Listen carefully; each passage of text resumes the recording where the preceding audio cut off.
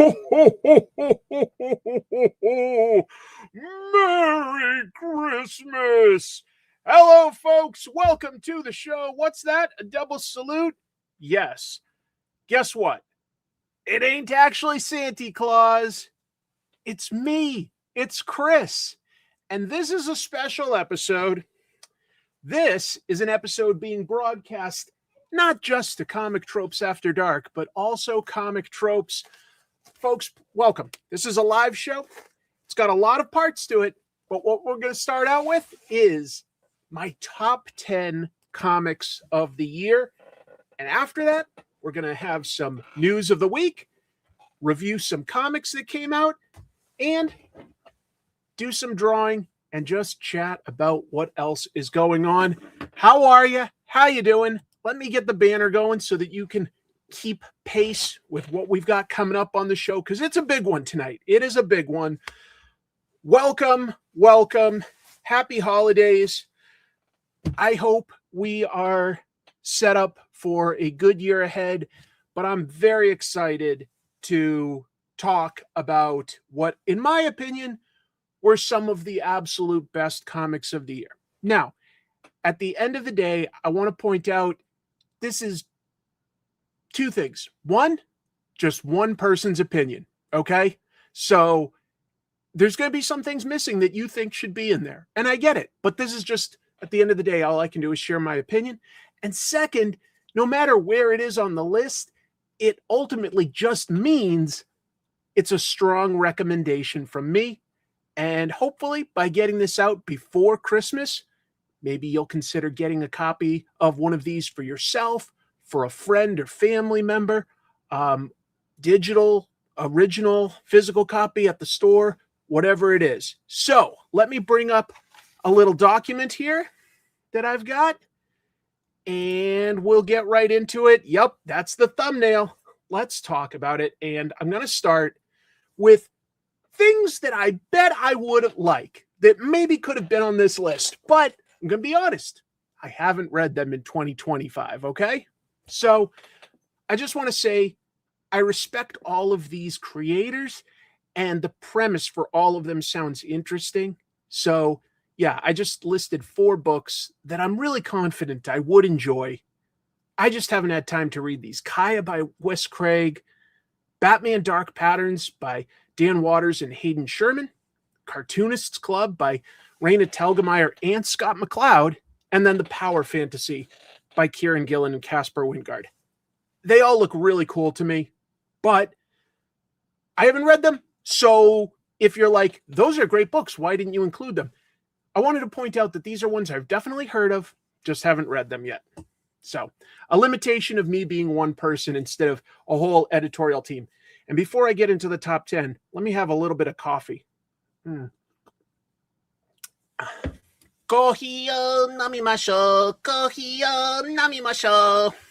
That's my new song when I'm excited about coffee. All right, number 10, DanDaDan. That is by Yokinobu Tatsu, and it has been my favorite manga that has new issues coming out in 2025. It's been one of my favorites throughout the past year. Why? In 2025, it is refocused on its lead characters, Momo and Okarun. And whenever the book does that, it's always at its strongest. It has some really entertaining supporting characters, quite a few. But when it focuses on the relationship between the lead characters and lets them be the heroes, I just think the book is at its strongest. The artwork, though, folks, next level. What is being done on an ongoing manga. The detail, the pacing, just incredible. It's funny. It is romantic. Very action-packed as well. Very action-packed. Strong recommend. Number 9. This came out towards the beginning of 2025, so it might have been easy to forget, but I think that this was an exceptional comic. Fortune and Glory, the musical. Yeah. So one of Brian Michael Bendis' most personal comics, in my opinion, is this. His second autobiography. He once did Fortune and Glory, where he talked about trying to adapt some of his earliest indie comics in Hollywood. But this one focuses on how he was hired to help create the Spider-Man Broadway musical. Infamous disaster. I saw it in person. It was actually pretty awesome. I've got a whole episode about it on Comic Tropes. It is quite the story. And Brian Michael Bendis was there for a bunch of it. The artwork is by illustrators Bill Walco, and I've got notes here, Wes Dzioba. Anyway, it guides you through the story easily. It lets the story be the focus. It's just trying to tell a very clear story. It's hilarious. It's awkward. I hope you like cringe humor. It's also enlightening about both breaking into comics, which is a big part of this book. He also tells that as part of this story, and trying to navigate Hollywood for adapting something into the larger entertainment sphere. It's amazing. It's really, really funny. I strongly recommend it. I will always pause. I see lots of chats I'd love to read, but I will pause to acknowledge the super chats. Thank you very much, Steve Sorensen. Merry Christmas, Chris and Comic Trooper Tropers. I am making the sugar-free Mountain Dew holiday brew. Hell of a throwback, isn't it? Yes, that's a silly little mini episode thing that I once made on the main channel. Thank you very much for the support. Appreciate you.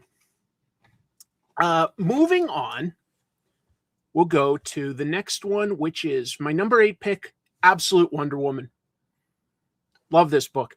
I think it stood out to me in 2025 specifically because it really did a lot to reinvent Diana, Wonder Woman herself, through storytelling that was steeped in myth, like lots of Greek mythology mixed in, striking visuals as well. I'll get back to that. Let me loop back. Writer Kelly Thompson built out the supporting cast this year, gave Wonder Woman some new challenges that tie into magic and mythology. I like that. I think that that's a strong element to build on with Wonder Woman. If I'm being honest, and I often am, my favorite part was the art. I think Hayden Sherman had an exceptional year developing their artwork. This book has especially wowed me beyond sort of the detail, the style, the storytelling decisions. Beyond that, there are decisions on panel layout and composition that really impressed me. Decisions that, as an artist, you're impressed with. As a reader, it might be subtle enough that you only feel it, but you will feel it. And it's additive to the tone, because there are decisions on making like soft borders, rounded borders, and harsh, weird angles that jut into where you're expecting things to go. Very, very impressive storytelling decisions. Supremely impressive. And honestly, a very fun book. So that's my number 8. Another super chat. Whoa. I did watch the DanDaDan anime, and when we get to the news later, I'll be talking about it a little bit. So that's something to hang out for. And I see one of my friends here that has a great channel, West Coast Dave Enders, says, I just bought my first Sherman Wonder Woman page today. Stoked to see it in person. I hope you'll let me see it in person too. That would be really, really cool. I don't want to pause too much with acknowledging chats, but this is my friend Randy, and it has been flooding a lot, but it has been receding. And fortunately, no rats where we live. Chrissy and I happen to live pretty high up on a hill, so we didn't deal with that, although I did have quite a bit of a commute to work. Lots of washed out highways where I live. Anyway, going to keep moving. From Absolute, going to Ultimate. I think this is the first Marvel book I have on my list. Number 7, I put The Ultimates. And I think, just like I was talking about Hayden Sherman having a heck of a year as an artist, I think as a writer, you'd be hard-pressed to find somebody that accomplished as much as Dennis Camp. Because beyond this book, I'm sort of cheating here. I'm giving him some credit too for DC's Absolute Martian Manhunter and his creator-owned book at Image, Assorted Crisis Events. 3 wildly different stories and different storytelling. But I'm going to talk about the Ultimates a little, because I think what's impressive about this book, and just quick shout out to artist Juan Frigeri, who's been incredibly consistent on this book, which is nice to see.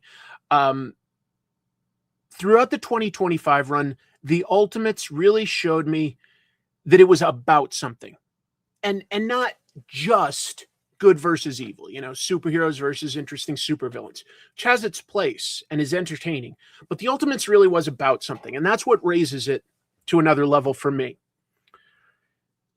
I would argue that the series explored resistance against oppressive forces, used its characters and its world building to reflect on and highlight the importance of collective action, community resilience, and optimism in the face of authoritarian threats. I think that there will always be a time and a place for this. I think it's going to really hold its storytelling power. I really think that this is going to be an evergreen type of book. It wasn't sidetracked with events. It's going to close out with an event, but I think the Ultimates will really stand the test of time and be a book that you can come back to and just like read this great sort of 2-year story arc about something. Anyway, I loved it. I absolutely loved it. Some great character work. Really impressive. This represents the halfway point of my list. Although I've got a few little wrinkles to throw in here. But anybody that's been watching my channels for any amount of time knows that I am totally in the bag for the team of Ed Brubaker and Sean Phillips. They are just my personal favorite team of creators. What they do, it always hits for me. It always works. But this year was fun because after at least 5 years away, they returned to the world of Criminal, which is an interconnected series of narratives, just characters that will sometimes be a background or supporting character in one story, will all of a sudden be the main character in the next story. So that's how it's all connected, but it isn't all chronological. You can jump forward and back in time too. Each arc is just its own story. It's great. It's crime. I love crime comics. I just think that it's a medium, a storytelling medium that really works well for the pacing of crime stories. Anyway, so this team, they returned after quite a long break to Criminal, and the Knives was cool because it was I think it was anyway, a little more personal than some of the previous stories, because it took a formerly supporting character and made him the main character. And this guy is a comic book artist, and now his comic is getting adapted into a big budget Hollywood production. So there's the crime story that I'm not going to get into because I don't want to give away a twist. And then there's the meta aspect of just sort of what Brubaker and Phillips are currently encountering to some degree, adapting Criminal to an Amazon Prime TV show. So there is a meta level to it.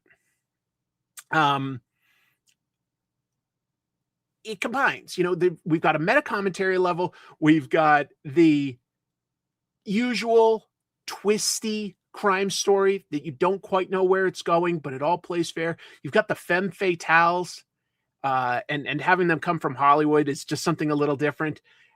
It all added together to make this just a notch more interesting to me because it connects to comic books on some level than their previous stories. A fantastic addition to the Criminal universe. Yes. Yeah. It's great. All right. So we're going to go past the halfway point, the top 5.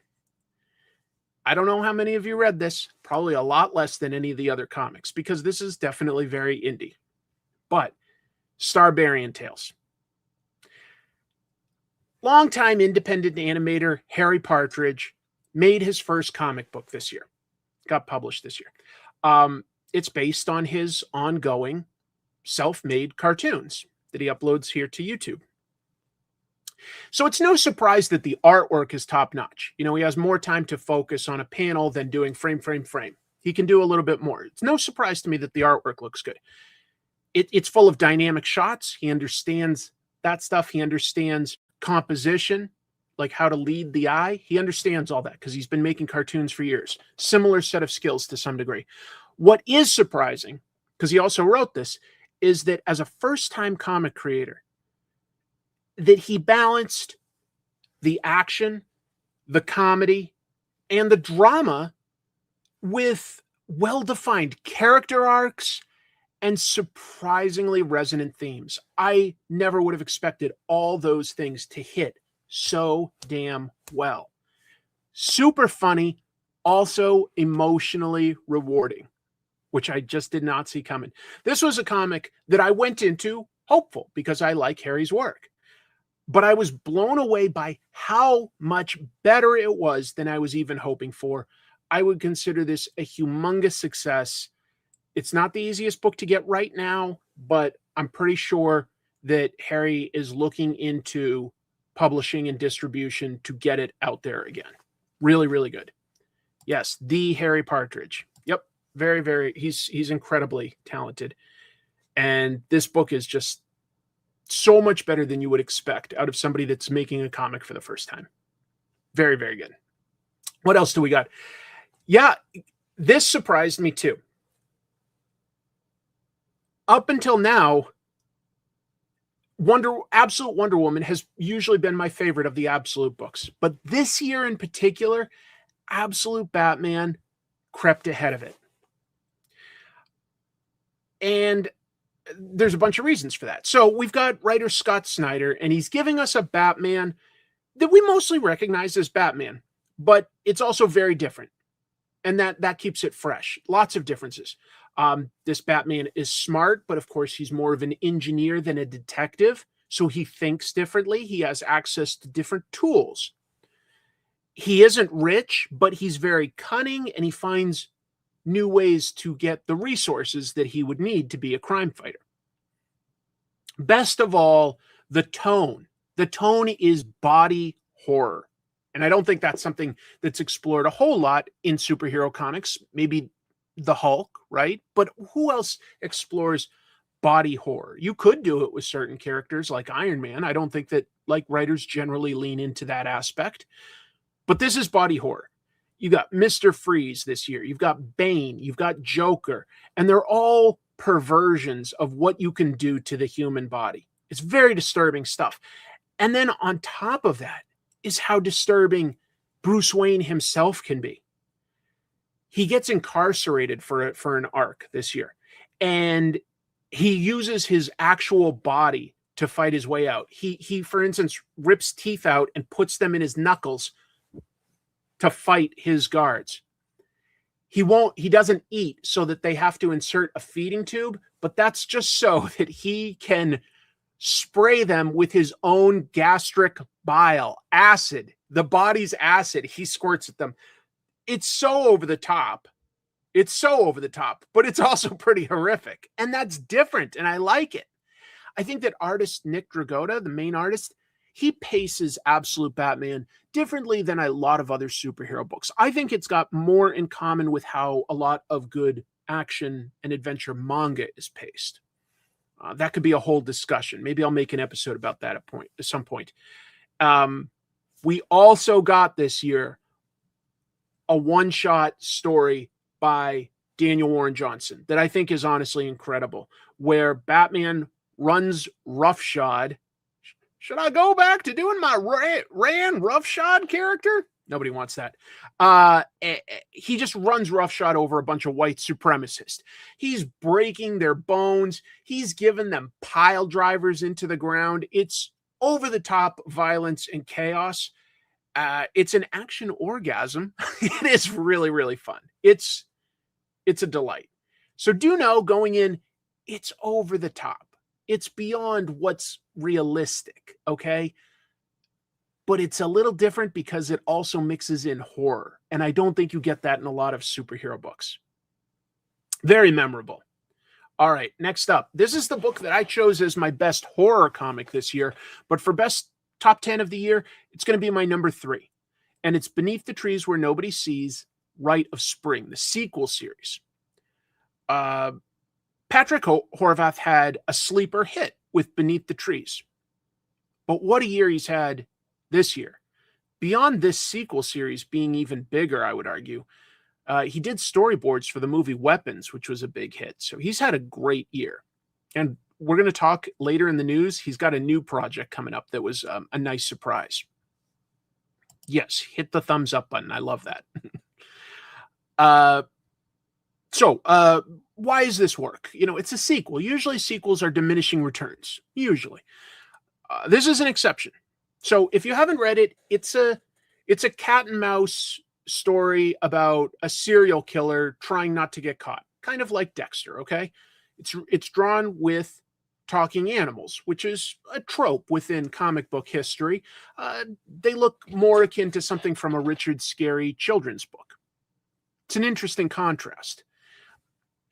Sam, the character we're seeing here from behind, is the serial killer in question, and she hides in plain sight, living in a quiet suburban neighborhood, and she sneaks away to the city to do her killing. Very careful, very careful.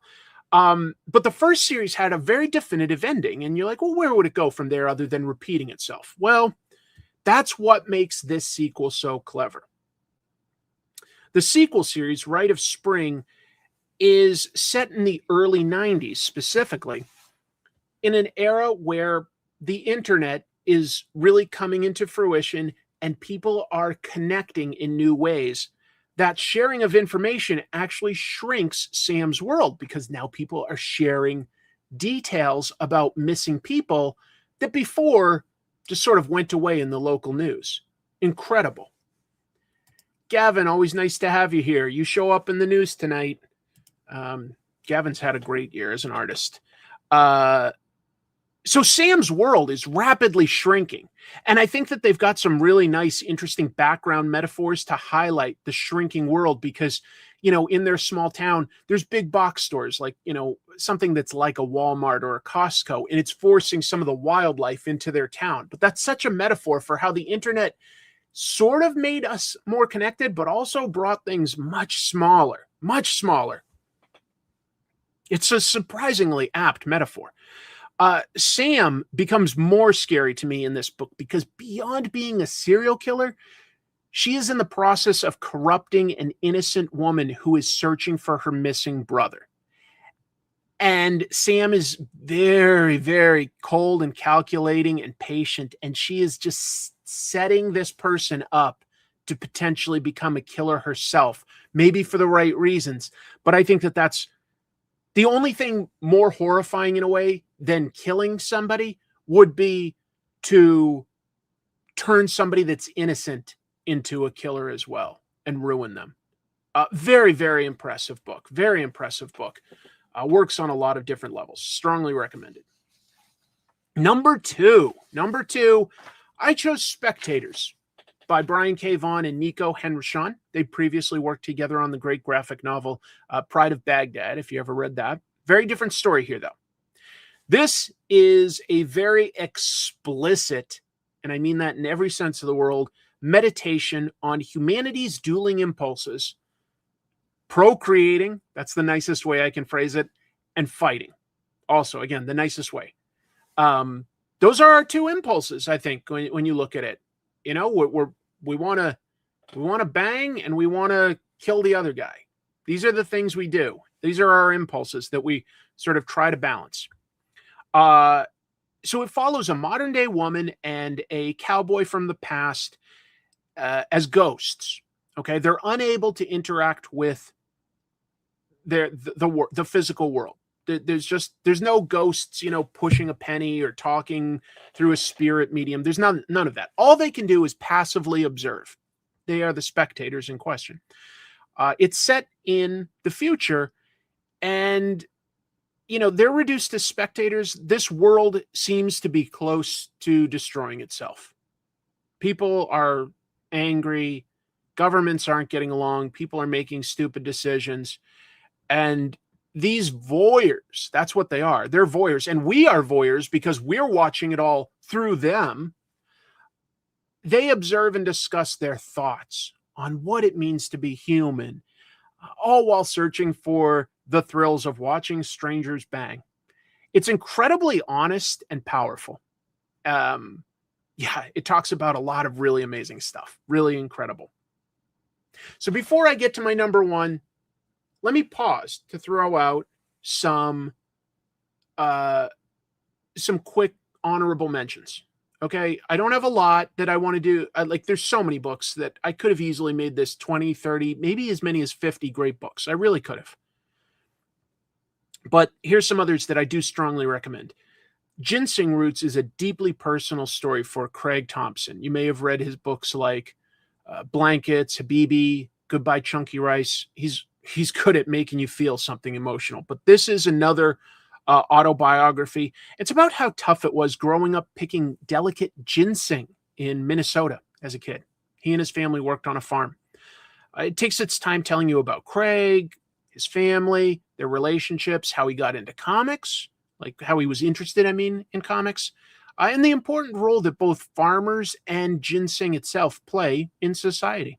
Pretty great. It came out as a graphic novel this year. Transformers. It wrapped up its 2-year story arc that Daniel Warren Johnson wrote. This year, the art on that was by Jorge Corona, which is incredible.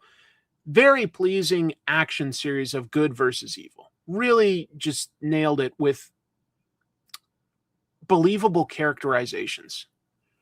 Now there's a new team, Robert Kirkman and artist Dan Mora, and I feel like they surprised me by introducing new characters that I wasn't expecting to change dynamics, changing alliances and allegiances. It's kept it fresh. Very, very nice. Fantastic Four. I love this book every time it comes out. Ryan North, now it's got artist Humberto Ramos, and it's an underrated gem, folks. It really is good, at least within superhero comics. Most stories are only 1 issue, maybe 2 issues. So you get a full story, and I like that. They'll always have a sci-fi mystery, and they'll tell us a little bit about just 1 or 2 of the main characters, their motivations, their personality, something like that. The story will unearth something to tell us about who they are as people. But there's always a cool sci-fi twist too. Great book. The focus is on character building. And the sci-fi ideas are fresh and new, and it just keeps everything about this book. It works so well. So well. And I also want to recommend Dr. Worthless. Now that's by writer and artist Eric Powell, the Goon, and true crime writer Harold Schechter also wrote on it. And it is a biography, as it implies anyway, about Dr. Frederick Wortham. Now, these guys knocked it out of the park with super disturbing Ed Gein biography. And now they've reunited to tell, it's not a crime story, but it's a biography about a very interesting man, Frederick Wortham. He condemned comics in the 1950s, really led a lot of that witch hunt or at least was used by the people leading the witch hunt, really used his scientific credentials, his academic background to argue that the comics were bad for kids. And it really stunted the American comic book industry for decades. It just made us do almost nothing but superheroes forever. So he's very important to comics, but this book doesn't just tell us that bit of the story that most of us kind of know. It tells us his whole life, helps us understand who he was. He was incredibly smart. He really was. But he was also really hard to get along with. And he was constantly desperate to get the attention he felt he deserved and the accolades that he felt he deserved. just a flawed human being, but an interesting one. Very smart guy. He did do some good in the world, by the way. You know, he helped set up some clinics that really did introduce some good techniques for mental health. I was impressed learning some of that stuff. Thank you for the super chat. Fantastic Four by North is so wholesome. Transformers rules. These are both good books. Yeah. I think it does kind of make him a little bit sympathetic. I wouldn't say that I came away respecting him anymore, but I understood where he was coming from. Well, I guess I respected him for things that he did outside of the comic stuff. I was like, oh no, this was a relatively smart guy. He just had a little flawed thinking in how he did his study on the comic stuff. All right, so what's the number one pick from me this year? It's Drome. Here, hold on. I just realized that I've got a copy right here. I should have had a copy of everything. Drome, big book. Jesse Lonergan did this. He's created a story about creation, and Drome is simultaneously a look at the origins of man, not literally, mythologically. He's created a new mythology that also sort of shows us how similar almost all religions are at their core for creation myths. They really mirror each other. The story itself, it's told with minimal dialogue, and it allows the artwork to tell us about good versus evil, about what might lie between those two. It gives us action. It gives us betrayal. It gives us romance on some level. What's especially impressive about this book, beyond the story, beyond the captivating art, the colors and the layout. Lonergan has done something to show what you can do with the comics medium that you can't really replicate exactly with other storytelling mediums. You couldn't do this as a novel the same way. You couldn't do it as an audio drama. You couldn't do it as a movie. You couldn't do it as a TV show. It shows you what you can do with comics. I just was blown away. The colors, the panel gutters, they're part of the design and they're part of the story. They tell the story as well. The actual mechanics of the storytelling here also help tell the story. It's very deep. You can appreciate it on one level initially as just a cool story, but there are layers to this that are worth peeling back. And I think that, you know, it blows my mind what he's done. I know that I am going to get something out of this book on repeated readings. The same way you could argue for something like Watchmen on a literary level. This one, Drome, very impressive, folks. Very impressive. You definitely... So you could do a version of this book in all of those mediums. It wouldn't have the same levels. It wouldn't have the same levels to it. So those were my picks for the top 10 comics of the year. And I don't know. I just was really, really impressed with what came out this year. I'd be curious to hear, both in the live chat and the comments later, what you think was the best of 2025, what you think I may have overlooked. And yeah. $2 to change number one to Startling Tales of Santa. Well, you've already given me the $2. I do like you as a friend. To be fair, Chuck did draw several great stories in an Image comic that came out the other week, and it's good to hype yourself, to be honest, Chuck. It's good to do that. And feel free to use your hype points on this video, by the way, folks. But yeah, Chuck did some great stories on Startling Tales of Santa from Image Comics. Great book. Really good. Friend Zoned, yes. Let's see. Absolute Batman Annual and issue 14 were my two favorite single issues. That's fair. Absolute Martian Manhunter. Yep. What else? Feral. Love Feral. Absolutely love that book. No question. Haven't heard of this one. Tongues by Anders Nilsson. Didn't even hear about that one, so that somehow went under my radar.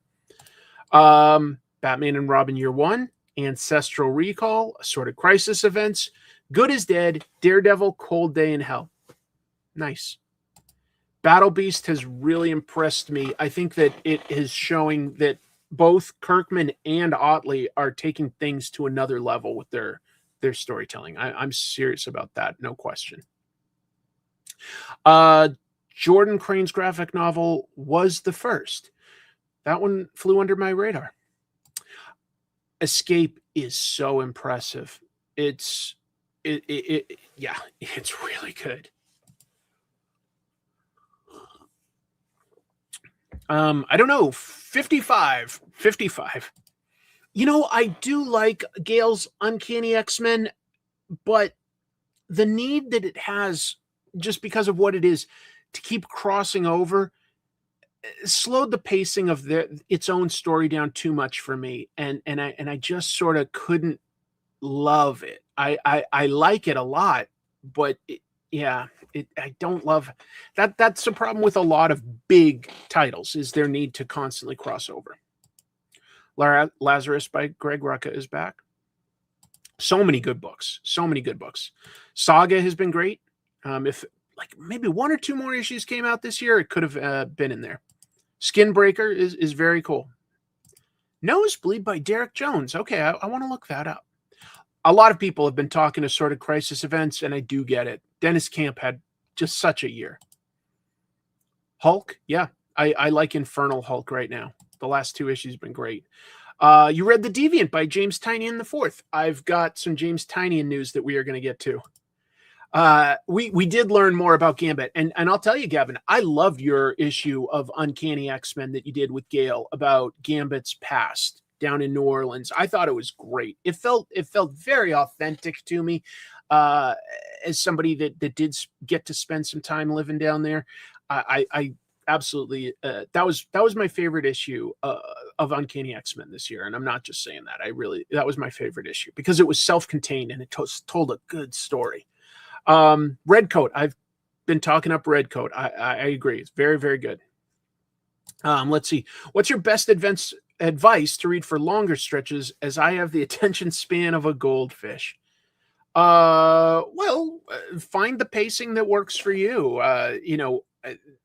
That might mean waiting and reading a big chunk in a trade paperback or a manga tankobon.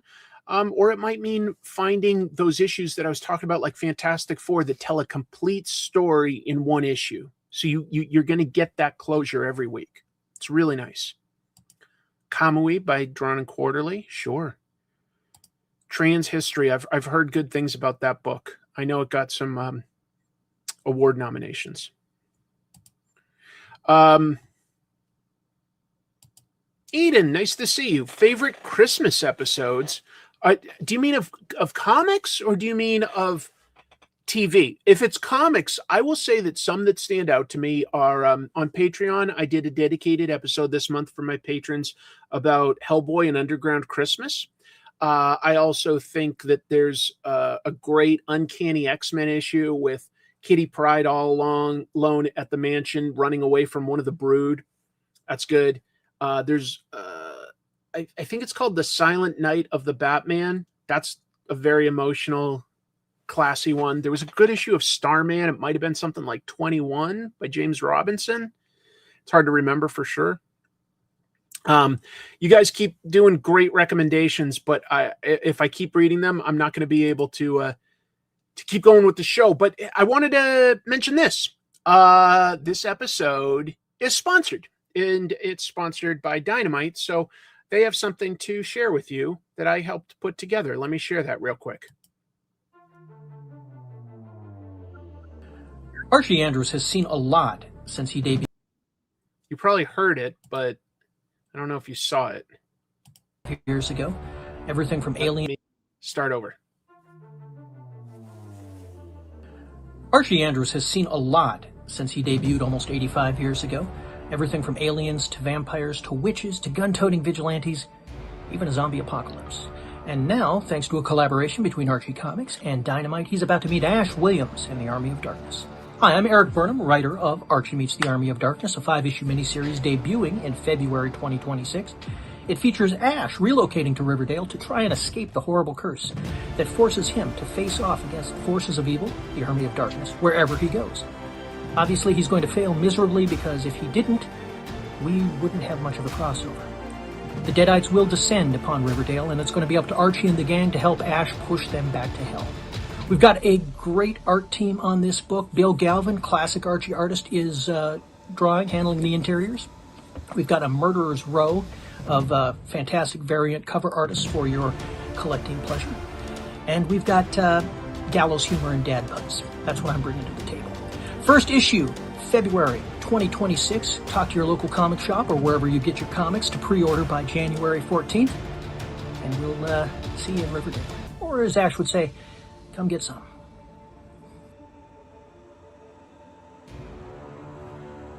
That's a great cover by Hack. That's a nice homage, but I do really, really like this joke here from Mike Todd. Let me just, yeah.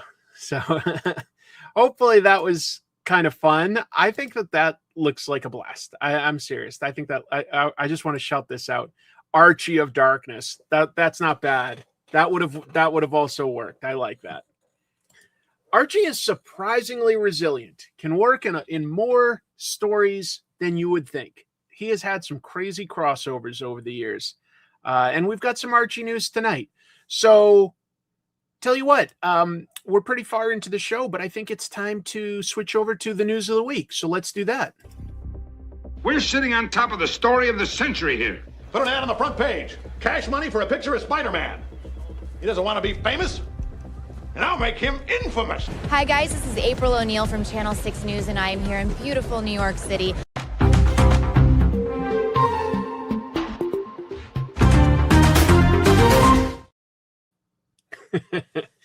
All right, so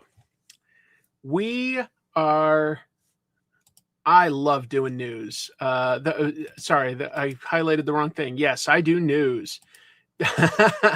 Thank you. I enjoyed having my sister co-host. That was very fun. All right. So first up, this is hilarious to me. Who here remembers Gareb Shamus? Anybody here read Wizard, the Guide to Comics back in the day?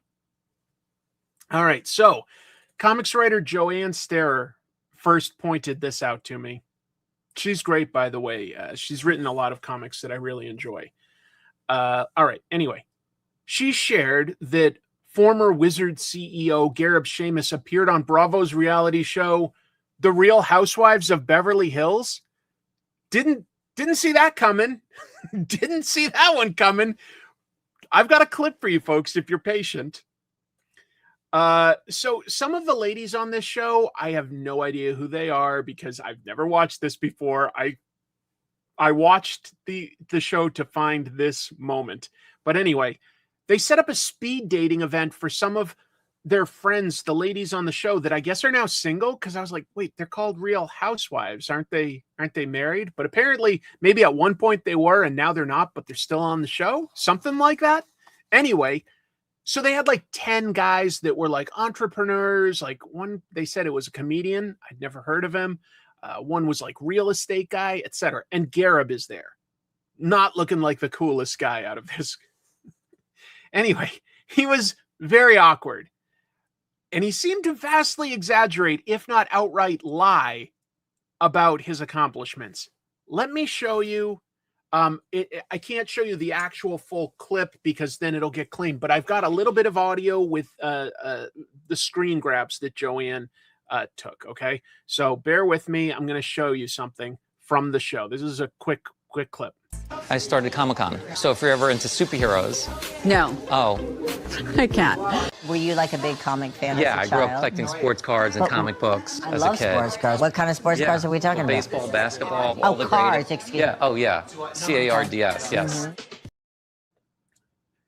Ouch. That was basically the extent of his appearance on the show. He did not seem to impress the ladies. Yeah. I don't know what he's talking about. I created Comic-Con? when he was at Wizard, he bought a few Comic-Cons and branded them Wizard, but I don't know how you could even construe that in any way as creating Comic-Con. So yeah. Oh, you started Marvel Comics? I was wondering who did that. Yeah, they've been pretty successful. But it got to me. I literally think I cringed a little and like curled up when he goes, I collect sports cards, and she's like, oh, well, I do like sports cards. He's like, cards with a D. Oh, brutal. Oh, no, that was pretty awkward in my opinion. But look, the show probably edited it to make him look like that. I mean, I'm sure he had at least some moments where he was having a normal conversation. I don't know. Thank you for the super chat. Yes, I agree that it's possible they edited in the worst thing that they could do for him, but it made me laugh. It made me laugh, but it also made me cringe. I just thought I'd kick things off with that. And then we'll get into some more normal news. Yeah, roll that beautiful bean footage. I have after I showed it. Good job, Chris. Alias. So there are things that make me feel like I am turning into like the skeleton at the end of Indiana Jones and the Last Crusade when he drinks from like the fake goblet and instantly just becomes dust. That was this moment. Alias, which stars, Private Eye superhero Jessica Jones. I like that character. It's going to celebrate its 25th anniversary next year. 25 years? Oh my God. Originally, this is a character that was created by Brian Michael Bendis and Michael Gaydos. One of the better characters Marvel has gotten in the last couple decades. Anyway, Marvel's launching a 5-issue Red Band series by Sam Humphries and Geraldo Borges, who I really like his work on the Mad Cave Dick Tracy book. He's a good artist. And he also did, I want to say No One for the Massive Verse. Original cover artist David Mack is returning to do new covers. It's good for a sense of continuity. The story is going to follow Jessica teaming up with the villain Typhoid Mary to investigate some grisly murders. And she also has to balance that with the public scrutiny she now has because she is the wife of the mayor of New York City, Luke Cage. Those are all actually pretty good story points to build something off of. I don't know if it'll be good or not, but it interested me enough to put it in the news. So that begins March 11th. Anybody here read Alias back in the day? I didn't. I liked that book a lot. It was crime comics within a superhero world, like, can work very well. Daredevil, Alias, sometimes Batman. I think crime comics in a superhero world can work very well. Powers.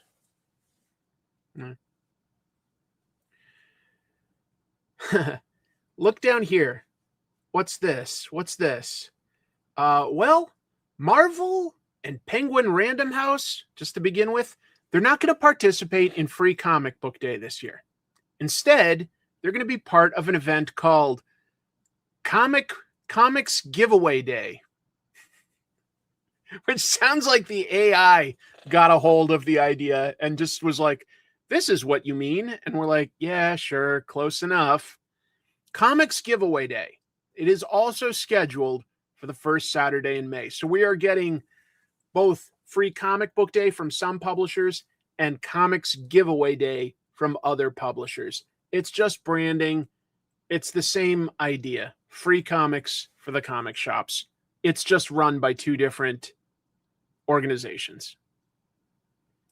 So Marvel announced 4 free comics. They're going to have an Amazing Spider-Man and a Queen in Black sort of flip issue, and Armageddon, that's their next event, and X-Men issue. 3 different 20th Century Fox properties in one book, Alien, Predator, and Planet of the Apes, not crossing over with each other, to be clear. That sounds fun, but they're not doing that. How fun would that be, though? Aliens, Predator, and Talking Apes? Yeah, as soon as I read that, I got excited for a minute thinking it was a crossover, and I go, That's a fun idea. Like, don't wait, just do that. But they're not. And then Spidey and His Amazing Friends. Of course, yeah, you got to have a kid's book these days. That's sort of who it's for. Boom announced that they're going to publish Power Rangers Zero, which I thought was interesting because I didn't think we knew what they were doing with Power Rangers after it ends in a month. And Something is Killing the Children, Road to Slaughter. It's going to be the beginning of a new story arc. So could be cool. Slaughter implies we'll finally learn something about maybe the house of assassins that Erica was trained in. You don't need Free Comic Book Day. We have Free Comic Book Day at home. No, that's Comics Giveaway Day that you got me, Grandma. Oh, same thing, same thing.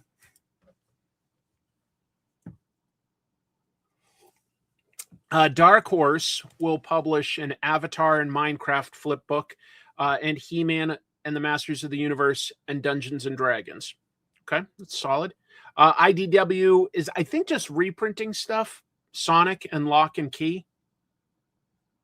They've also got books by Kodansha, including a colorized version of Blue Lock. That's a little interesting. Ignition Press, they're new.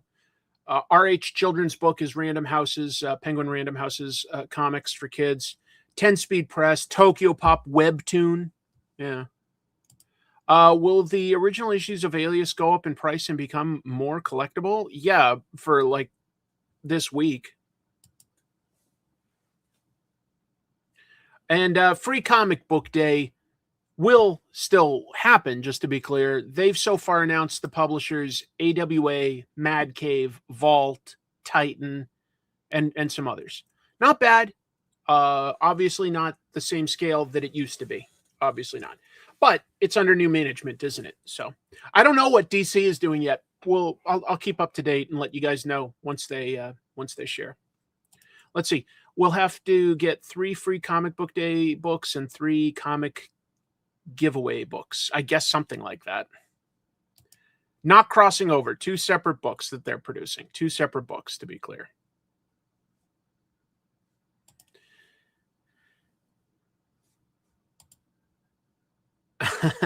Judge Dredd and Archie?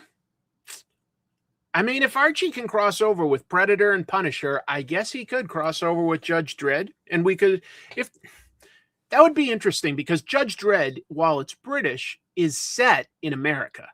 And they obviously have very different takes on American society. One looks at, like, the best of us. One looks at the worst of us. It kind of could be an interesting crossover to contrast those ideas. This is a heartwarming story, folks. We kind of thought that it was going to happen, but it has happened this week. This is good news. This week, the New York City Council, they had the vote in front of them, and they voted. They approved it. They are going to co-name a street in New York Jack Kirby Way. It's beside where he grew up. Just really nice to know that, like, there'll be a sign like this permanently to honor the King of Comics. The initiative was spearheaded by 2 people in particular, Columbia University's Karen Green and Roy Schwartz. He's a comics historian, board member of the American Jewish Historical Society. The street had been temporarily given this name back in July to help promote the Fantastic Four movie, and that was official. It was, New York renamed it for like a month or something like that. Cities can do things like that where, it's promotional, but it's still kind of a nice honorific for somebody. Jack Kirby's family came to it. Anyway, but that was temporary. It was sort of like just a one-time thing, but these people had been working to do it permanently for a while. And so now we've permanently got a long city block named after the King of Comics. I probably started almost an hour ago. It was just for the release of the movie. Yes. And now it's going to be permanent. So there will be at some point, they haven't decided when, because this week is when they approved this initiative, but there's going to be an unveiling ceremony. I will not be surprised if some of Jack Kirby's family is there again, some of his granddaughters, maybe grandson, we'll see. And it's at the intersection, if you want to look it up on a map, of Essex and Delancey streets on the Lower East Side. And that's really close to where Jack Kirby grew up. The Lower East Side in like, the 20s and 30s and stuff was kind of slummy. It was a very low income district. Families sometimes sharing a flat and street gangs and stuff. He grew up in a rough neighborhood. It's definitely gentrified a lot now, but it's just really nice to know that, someday some kid's it's going to happen at least once. Someone's going to say, who's Jack Kirby? Like they're going to see a sign and go, who's Jack Kirby? And they'll find out. And that's really, really cool. He deserves so many more accolades than he has. The amount of, I think that you have to give Siegel and Schuster the most credit for what comics are, because without Superman and how popular it was, I really don't know if comics would have sort of formed the same way. So you give that. But after that, the sheer number of characters and great stories, I kind of feel like Jack Kirby's second most important person in comics of all time. It's just some high-level thinking. Anyway, just wanted to share a happy story that came across this week. Here's a funny story, okay? Here's a funny story. Jim Lee got us all good, okay? Jim Lee posted this variant cover for DC's upcoming Superman Spider-Man crossover next year. And fans were critiquing how he illustrated Spider-Man's hand. I totally get what he was going for. Spider-Man, Ditko always drew him, having like little weird hand positions. That was kind of how Ditko drew, but it fit the character. It made him feel a little like arachnidy. I get it. And so I get what Jim Lee's going for, but I'll be honest, that does look awkward to me. So I get why people were talking about it. Okay. So this week, Jim Lee had some fun with that. He posted this to his social media accounts. It has come to my attention from our assistant to the regional manager, not assistant regional manager, that there was an issue with how I drew the hand from my Superman Spider-Man crossover variant cover. Complaints heard and now resolved. Thank you for pre-shopping with DC Comics. Happy holidays. Here's his updated version. He fixed the hand. He made it look the way people wanted it to look. That's pretty good, folks. I love hearing that Jim Lee, who's probably a very busy guy, had the time to react and make that adjustment as a joke. I go, good. He's not compromising his artistic intent. He's saying, yeah, I know what I did. It could have been this. It's funny. It's very small. It could be corrected, but it's not even that important. Yeah, Superman's hands. If you want to look at these, it looks like we did put it through, Gemini or Nano Banana or whatever. So he fixed these hands. He just didn't call attention to these. I love that he's got a sense of humor about it. I love that. I did not know that he had like that kind of a sense of humor. I don't know Jim Lee at all. This tells me he's got a pretty good sense of humor. That's pretty good too. Yeah. Hush 2 was going to finally come out in like March, like 7 months late, but it's been pushed back another 2 or 3 months. Just wanted to share that. It's not quite news, but it is something funny worth sharing. Brainiac stuff, just a little bit, but the DCU shared that actor Lars Ettinger, and I don't know him, maybe some of you do. I thought that I was enough of a cinephile that I would recognize him, but I don't. Anyway, he's been cast as the villain Brainiac in the upcoming Man of Tomorrow film. And James Gunn specifically said it was because he just auditioned great. He did an audition and it just won them over. Responding to fans, Gunn lightly addressed which comics he'll be drawing from to create the first film version of Brainiac. Here's his quote. I love aspects of many versions of the characters, from the 1950s Binder stuff to the surprisingly scary Wolfman stuff, Marv Wolfman, to the animated versions, and up through the truly creepy and wonderful current Absolute Brainiac. So I guess he's going to be drawing from a bunch of them.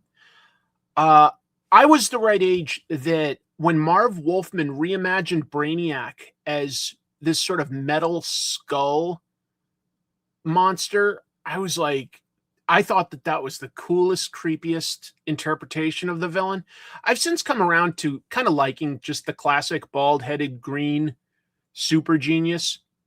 But I had a real fondness for the sort of Terminator-esque version in the 80s. I really liked that version.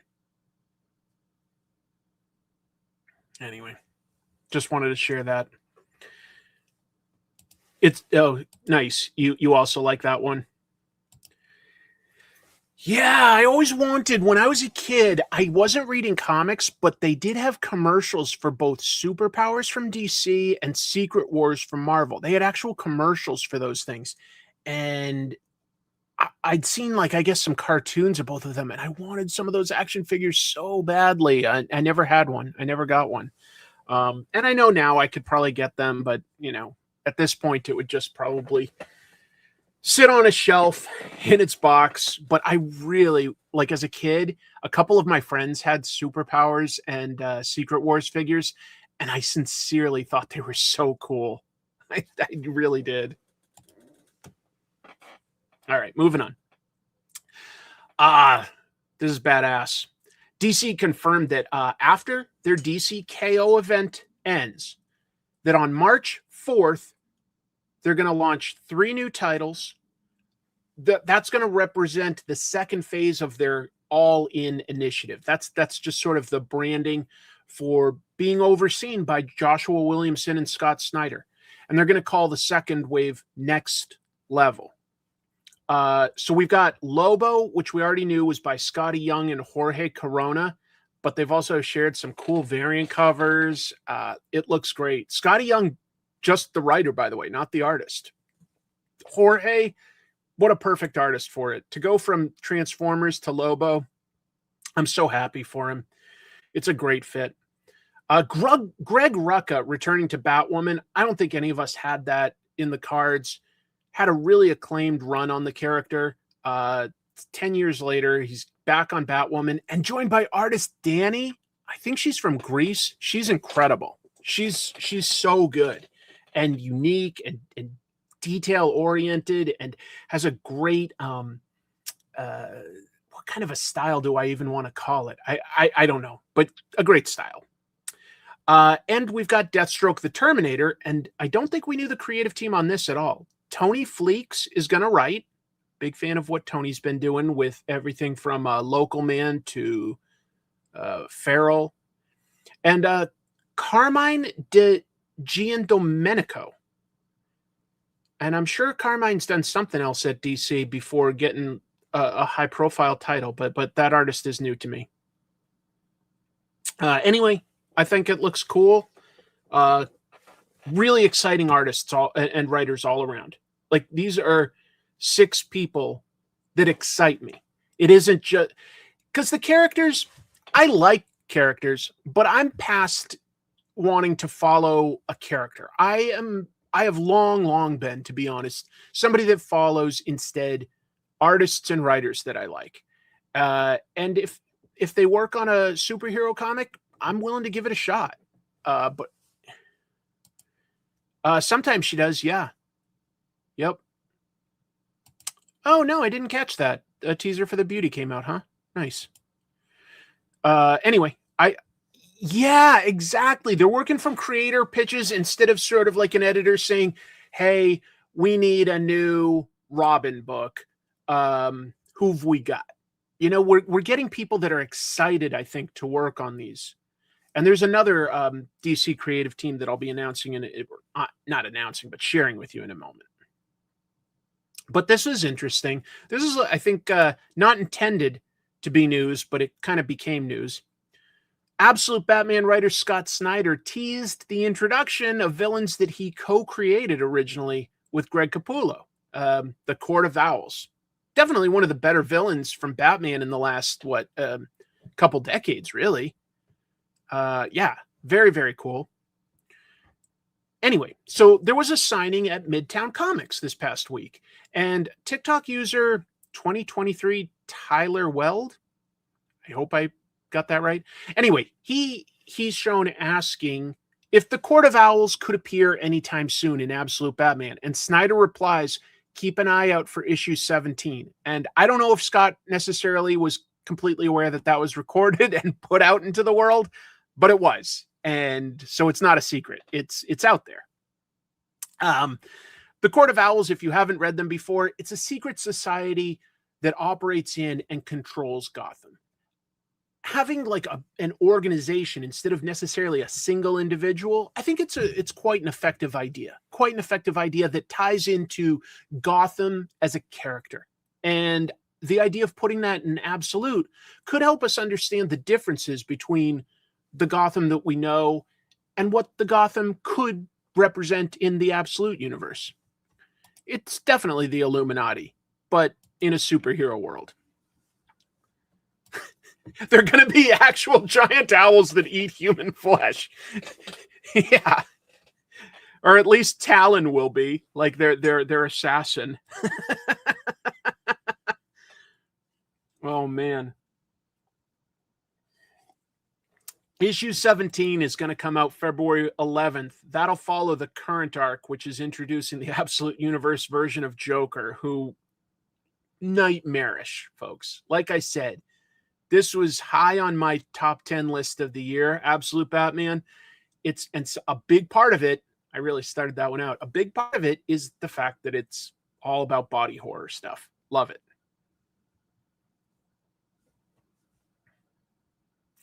Look at this new creative team on a book. In March, issue 31 of The Flash, not doing a reboot, just a new creative team. I'm all for that, by the way. All for that. The Flash is going to introduce a new creative team as soon as DCKO wraps up. So, the new writer, Ryan North, who I was just talking up how much I love what he's been doing in Fantastic Four. Artist, I don't know if he's still in the chat or anything. Gavin Guidry. Gavin, great fit. Gavin's currently doing some fantastic stuff on JSA, doing a year one storyline. I love this idea. I'm a big fan of both of these creators. I think that this sounds like a really cool matchup. Yeah, Flash has had a lot of different little variations in how you can draw him, but I also think that I like that. Oh, a number one would have been cool to have, but I like that we're just starting our run amid the flow of a series like they did in the olden days. I kind of like that too. No word on leaving Fantastic Four, so I'm going to assume not, or it would have been said, but I don't know. Anyway, Gavin, I'm so excited. I think you're a great fit for a superhero like this. I think the only superhero I'd want to see you on more at DC might be somebody like, and I know this is out of nowhere, but like Cyborg, because I really like how you've been rendering metal lately. I know that's so ultra specific. Thank you. See, look at that. That's wonderful news. He's staying on FF for now. That's wonderful. Just wrapped issue 31 this morning, working on JSA 17 right now. Gavin, congratulations. I'm so excited for this. The story, from what we've been told by DC, is going to follow Wally West with someone making people close to Wally put themselves in danger to be rescued by him. So I don't know which, that doesn't sound like a classic villain to me. I guess maybe Gorilla Grodd has psychic powers. I'm not sure. I like this, seeing Wally be there. There's a lot of metal in JSA 16. That's cool. I know it's weird, but I talked to you about this like a couple conventions ago. I like the way you're doing certain line holds with your inks. Boy, is it nerdy to get that specific, but I really liked some of your rendering. You may remember I was talking to and saying that I saw some similarities with how Stuart Immonen sometimes does certain things. And I just really admire it. I think you've got great eye for action. but that you have rock solid anatomy and gesture and stuff like that. And I'm really excited to see what you do with a character like this. I think that Flash is a character that challenges artists to think about how are you going to represent motion. It needs to be very intentional. Everything that Flash does isn't going to match with like real physics. So you have to really think hard about how do you represent that. And I love some of the ways that we've seen artists do that before. You know, like going back to like Carmine Infantino and Josh Broom, you know, there'd be like multiple past Flashes or something like that. Anyway, just a lot of really, really, I think as an artist, it really challenges you to think about how to represent time in one image at a time. Really cool. We're bringing big, fun comics with our run. That is great to hear. That is great to hear. Mirror Master's an interesting idea. I haven't been used a whole lot lately. Yeah, maybe. Well, anyway, that's everything I got to share that's been shared with us so far, but very fun. Flash is a fun character. Oh, this was a little bit new. Oh, I love that idea. I would love to see little inset panels showing like real close-up reactions to something that's happening, like just one brief moment, because that's something manga does a lot. But anyway, sorry. So we knew that DCKO boss battle was coming. Now that's going to be a one-shot. It comes out in April, where the DC heroes and villains, they're involved in this event, right? They're trying to power up, okay? And they're fighting different characters from different publishers. That's the fun of it. We knew that IDW and Dynamite had some characters in it. Another publisher has entered the chat. Look at this. So this week we saw a bunch of variant covers. I've highlighted two of them, Jamal Campbell's and Frank Cho's. And look, they both include Sabrina the Teenage Witch.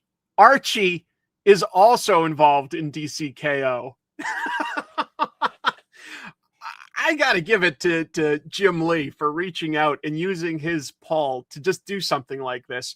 And that isn't what the event is all about. It is just a fun one-shot comic featuring heroes and villains fighting characters that they would otherwise never meet. Come on, that's a blast. Sabrina versus Zatanna, I would love to see that. Look, I thought that we'd heard everybody that was going to be announced because, you know, it is just a one-shot. There's only so much space. But now to see Sabrina from another publisher, Archie, I like it. I like it. She's going to join previously shared characters. We know from news that Annabelle, the killer doll from the movies, the Conjuring movies. We've got Sub-Zero and Scorpion from Mortal Kombat. Samantha Strong, who I was talking about from Beneath the Trees Where Nobody Sees. Yeah, the Talking Bears serial killer. We've got Red Sonja. We've got Vampirella. We've got Homelander is going to go up against Superman. Homelander against Superman. I don't know how Superman doesn't absolutely walk him, but they're going to probably find some way to balance it out.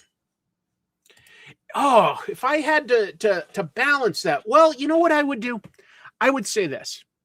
I might give it to Sabrina, and here's why. Sabrina was born a witch, whereas Zatanna technically trained as one because her father was also, you know, like a wizard.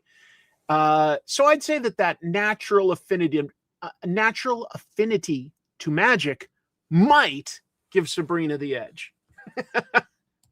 Oh man, yeah, let's throw in tarot too. Flaming Carrot and Ambush Bug. Oh, who even knows what's happening right now with the Warner Brothers sale? But the latest news was that even though Paramount was trying to do that hostile bid, it looks like that's being rejected right now by Warner Brothers, and they still want to go with Netflix. I would say that's the lesser of two evils for like what would happen with the comics, but we will see. We will see. Anyway, I thought that was just pretty funny to know that an Archie character is showing up in this. let's talk about some AI stuff.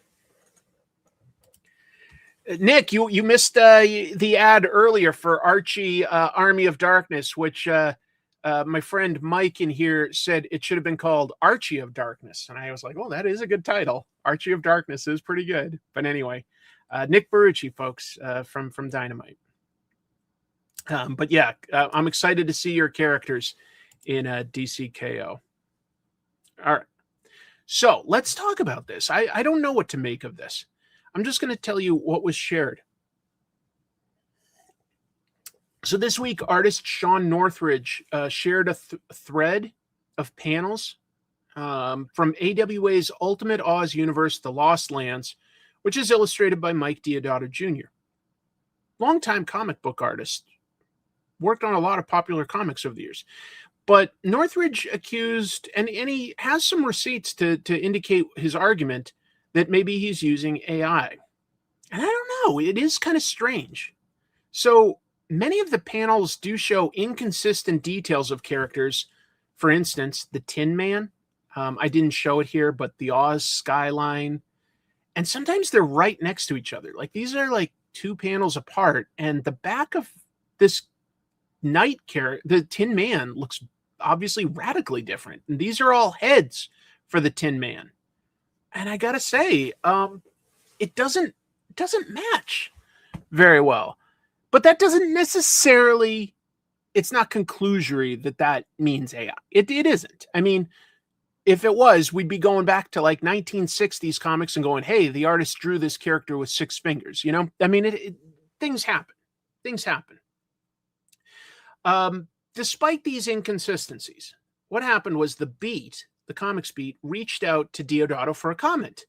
And he said, quote, "There is no AI-generated art used in Ultimate Oz universe. The artwork is entirely created by human artists using standard professional digital tools in the same way comics have been made digitally for years. I've been drawing comics professionally for decades, and this project is no exception. It's all handcrafted work, guided by experienced storytelling and artistic intent." The Beat followed up, and Deodato pointed them, or as I apparently typed it out, to his Instagram page, where he has a lot of process videos showing, and I have no question that Deodato can draw. You know, he's been drawing a long time. But I think, you know, we do know that he uses reference. I mean, if we go to the infamous Sins Past Spider-Man books that he drew, I mean, when you see his version of Norman Osborn, that's clearly Tommy Lee Jones, right? Like, there's no question. He used reference there, and that's fine. But none of the videos that he posted are about the panels that he got accused of using AI in. So I don't know that it's like, you know, he quite cut off the criticism. I'll be honest. This one in particular just like strikes me as going like, well, wait a minute. Like, you know, did you have a design for this character or not? Like, how do you draw it this differently? I don't know. I have heard that before. Like, in fact, like I remember before the internet was what it was, people used to say Deodato was the name of a studio of artists. But there is one guy, I guess he uses artist assistants, which they do, of course, in manga. And I'm surprised sometimes that American comics don't use assistants more to keep up with production demands. Like, but I don't know.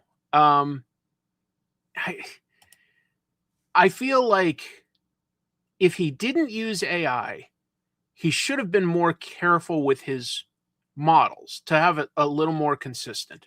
But I was surprised. I don't know what to make of this, to be honest. I just thought I'd share it. It's certainly getting a lot of discussion. I think if Mike Deodato is serious about wanting to shout down the allegations, you know, he'll Procreate allows you to, I don't know if he uses that one, but it allows you to record your drawing from beginning to end, you know, so you can do that. Yeah, that's a thing. Elton John wrote the intro to this comic. Elton John. That's humongous. That gets that in front of a lot of eyeballs. All right. I'm going to move on to another smaller AI thing. And this is like no question that AI was used. In fact, the artist is bragging about it. So, but somewhat related.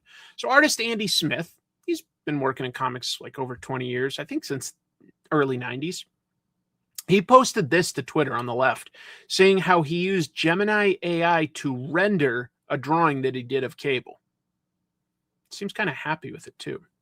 Artist Dave Johnson, who is, he's critical of a lot of artists. You know, I admire it. I admire the hell out of Dave Johnson because A, I love his work, but B, he never pulls punches. He rips other artists to pieces. And you know what? There used to be a time when that was considered the norm. If you went to like Neil Adams for a art critique, he'd be the nicest guy in the world, but he'd rip your art to shreds, telling you what's wrong with it. And Dave Johnson does that too. Sorry, that's kind of funny. Make my art look ugly in a different way. I'm on that. Anyway, Dave just said, maybe just improve your skill set. I thought what was interesting about that was one quick thing. At first glance, if you just glanced at this thing on the right, it looks detailed, right? For a moment, it does look really well rendered. Like there's interesting texture and lighting and stuff. For a moment, it does. But as soon as you really look at AI, it does some weird ass things. First of all, I'm not even the biggest fan of Andy Smith's art, but he at least had an expression on Cable's face, right? AI just eliminated that and just made it really generic. But it didn't improve things like, for instance, I would call that some pretty weird foreshortening on this arm, right? The right arm. And the AI kept that. It was just like, yeah, that looks right to me. So I don't know. AI makes some weird choices where I think like at first glance, you go, oh, interesting. As soon as you pause to look at it just a little bit more, you're like, that's some weird choices. Could I zoom in? Can I zoom in? Hold on. No, not easily, actually. Not easily, sorry. I'll think about that for the future. That's actually a good argument that I should be able to zoom in and out. I'll find some tools that allow me to do that in the future.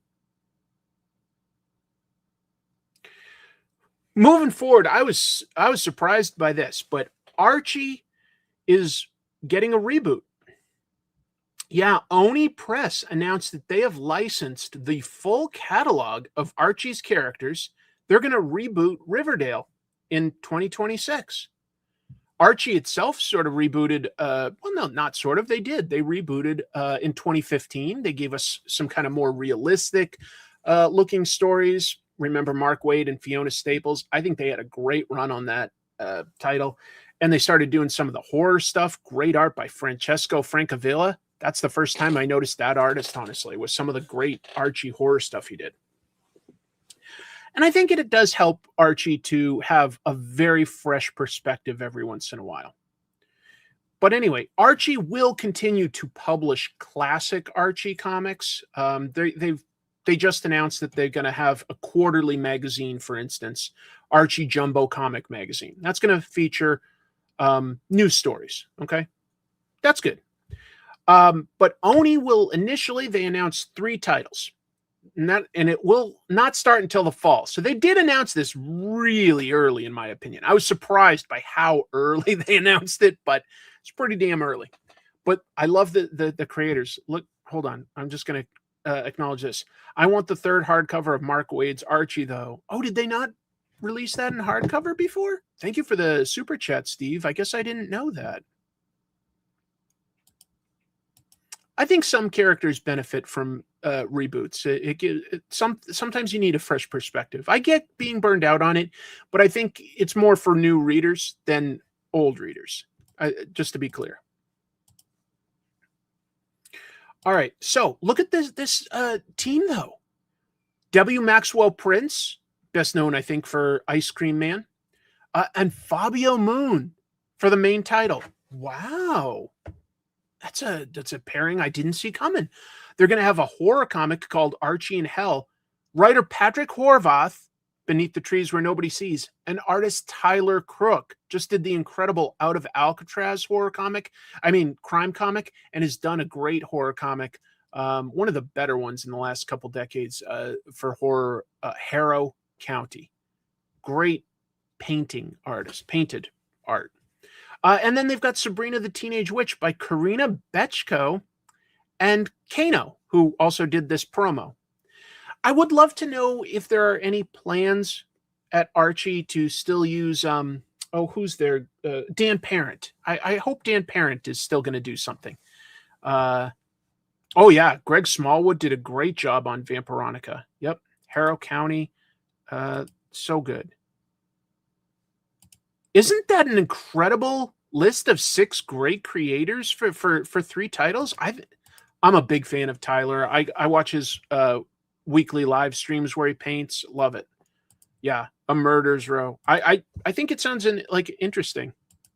A bunch of Archie news. Could be. Oni is licensing both EC and Archie, so maybe they could do something with it. But Archie has sort of established its own sort of sub-brand of using the characters in horror. Doing this crossover with Dynamite, Archie meets Army of Darkness, but also some of their own books. And now Oni will continue that tradition. Gavin, I'm not just saying this.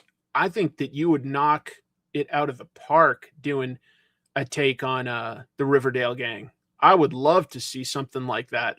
And variant covers are definitely a thing these days. So yeah, that's not a bad idea at all. This is funny. Archie crime suspense stories. I know. Afterlife with Archie was arguably the best of the horror comics, and it has not been finished because its writer started doing Riverdale and the Netflix Sabrina the Teenage Witch and stuff, and never went back and finished the comic. He needs to finish that comic. It's good. I would love, though, Gavin, to see your style for Archie. I think that would be a great fit. Oni is going to publish Archie #1 September 2026. The line will continue with brand new collections spanning all eras of Archie's history in a variety of formats. They're going to do compact digest editions. DC Compact Comics are doing so well. Deluxe hardcovers, omnibuses. I wrote omnibi, but I'm pretty sure the real word is omnibuses, and comprehensive box sets. So they've got some big plans. And in 2027, we're going way ahead now, the Oni Archie line will expand further with a line of middle-age and young adult graphic novels. Boy, that's smart. Set in their own continuity line. I mean, you go to the store and you see all these young adult books by Dave Pilkey and Raina Telgemeier, and Archie feels like it would fit really well. Just give a full story in a graphic novel format, compact. Feels like that would be a slam dunk. I'd like to see Junji Ito take on Archie. How about who's Kago? Who's the horror mangaka Kago that I'm thinking of? Horror manga. I want to mention something to you guys. Shintaro Kago. You got to look him up. Shintaro Kago on Archie is what we need. Thank you. Appreciate that. Yep. Kago Shintaro. Yep. Stay out of Riverdale. Yeah, when they threw Homer. That was pretty good. Little gag. Ino Asano. Archie manga might hit big, though. Archie manga, I think that could really work. There's so much relationship manga out there that really hits hard. We're going to have Archie rent a girlfriend, and it'll take 15 years for him to actually realize that they love each other. And in the meantime, the writer will fall in love with his own creation. And yes, I'm referring to something real. I'll leave it there.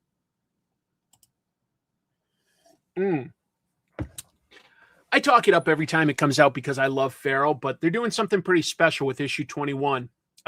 This is the hit manga. Sorry, I'm still stuck in manga brain. hit Image comic by Tony Fleeks and Trish Forstner. It's going to start a new story arc with issue 21. It's going to feature a pair of unique things. Let me acknowledge the super chat. Urasawa on Archie. Take my money. Take anything I've got. Camp or Hickman on Archie? Dennis Camp? Jonathan Hickman? Yeah. A Jughead food manga. Absolutely. I'm glad somebody got it. Thank you. Not Pygmalion, although the Pygmalion story happened in real life. There is a mangaka who is married with a wife and children, and he fell in love with his own creation. It is a bonkers story. Maybe I'll make an episode someday. It's a crazy ass story. It's too long to talk about. So anyway, in honor of G.I. Joe's famous silent issue, number 21, Feral number 21 is also going to be a silent issue, no dialogue, because it's going to be told from the point of view of the deaf cat that's a supporting character, Ghost. What a fantastic reason diegetically to have a silent issue. Did I use that word right, diegetically? I think so. Second, the book promises a surprise crossover of some sort with the characters from Fleeks and Forstner's previous comic, Stray Dogs. We always thought they were two separate things. No, maybe they're connected. I don't know what that could be. I really don't.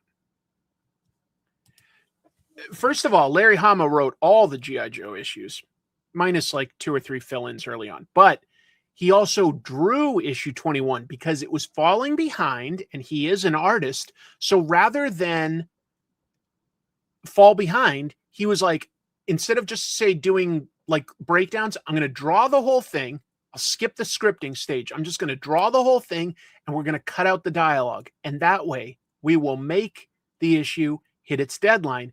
And on top of that, he still had a title, and he argued successfully that the letterer got paid for the full issue, their going rate. It wasn't like a per page, it was a per issue thing. Letterer just had to do the title and got paid for a full issue. Larry Hama is good people. Make that tropes episode. Now I feel like I have to. Good, I used diegetically correct. Thank you for the confirmation. I thought so. Anyway. And finally, March 25th, it's going to come out. It's going to have some variant covers. One, the one I'm showing, homages the famous G.I. Joe number 21 cover. They also have one that homages the horror movie Don't Breathe. So very, very cool. I just thought that was a couple of fun things. The idea to, with your 21, also do a silent issue, but have a story reason for it. Tell it from the perspective of a cat that we already have that's deaf. That's brilliant. That's brilliant. Oh, I've got some James Tynion news. I think I said earlier that I would. And I've got the little rolling bar down there. Anyway, Tiny Onion announced that it's working on creating several TV shows animated, specifically animated shows, based on his comics. So the first is an adaptation of basically Tynion's first big successful comic. It was published at Boom Studios, The Woods. He made that with artist Michael Dialinis. I might have gotten that a little wrong, but anyway, so technically that the rights for that are with Boom, and Tiny Onion is licensing them back to make an animated adaptation of it. If you never read it, it's a great simple premise at the beginning. It's got a Milwaukee high school all of a sudden just is transported to an alien planet, and specifically the dangerous woods of an alien planet. And the characters have to figure out how to survive. Simple but cool story. Really, really good. I haven't muted anybody. I just haven't like highlighted every single chat, but I haven't muted anybody. Tynion is also developing an adaptation of his Image comic that he's doing these days, the sci-fi horror series World Tree.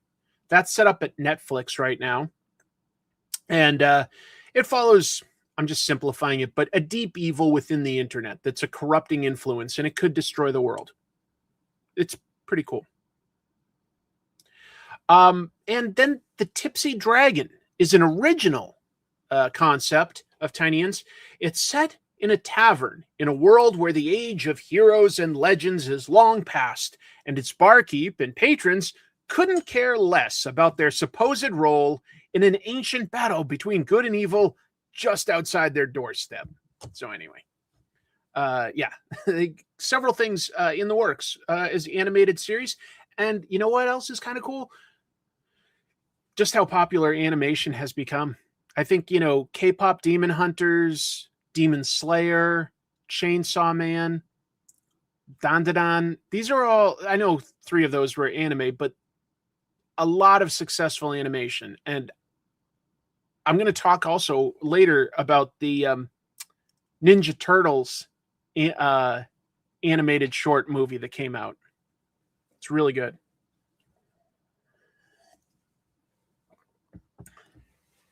Quick thing on the end of Diamond, I guess. This week, Baltimore's bankruptcy courts, they granted Diamond Distribution's petition to move to Chapter 7 bankruptcy. That's where they cease to exist. They sell off their remaining assets, pay off their debts, and they're done. Okay. The courts have ordered $300,000 that were being held in escrow. And the escrow account is said to have a little over $800,000, maybe around $850,000 in it, less than $1 million. The courts approved $300,000 of that to go to 2 committees that represent a bunch of different publishers that are all owed money by Diamond. Diamond listed most recently nearly $10 million in post-petition debts that are still owed to publishers. So $10 million owed, less than $1 million to go around, minus legal fees. People are not going to get much money out of this. They never got much money back. The money in escrow mostly came from the inventory that was in the warehouse. It was supposed to be sold on consignment, as in they sell it and they give the money back to the publisher and they take their fee out of it. But instead, they just decided to sell it at discount and take the money that they could make. Terrible. JP Morgan Chase is no longer lending any money to Diamond. So these are just the final steps to give the money that they have left to the companies that they owe and the lawyers. I don't know why live chat wouldn't necessarily show some folks. It's not me, folks. If you're not showing up, it is a YouTube glitch. And I'm sorry about that. I think I'm seeing everything that you guys are posting. And I'm sorry if it's not showing up. It sounds like a YouTube glitch, which is a real thing every once in a while.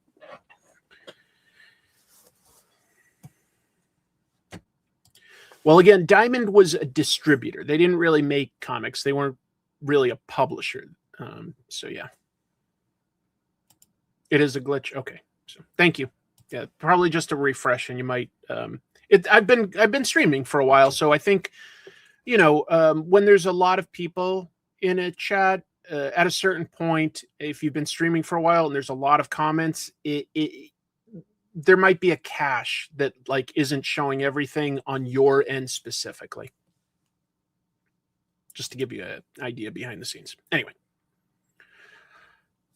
I am also live on 2 channels. That's true. So that might create some weird glitches. I see everything from both channels, but yeah.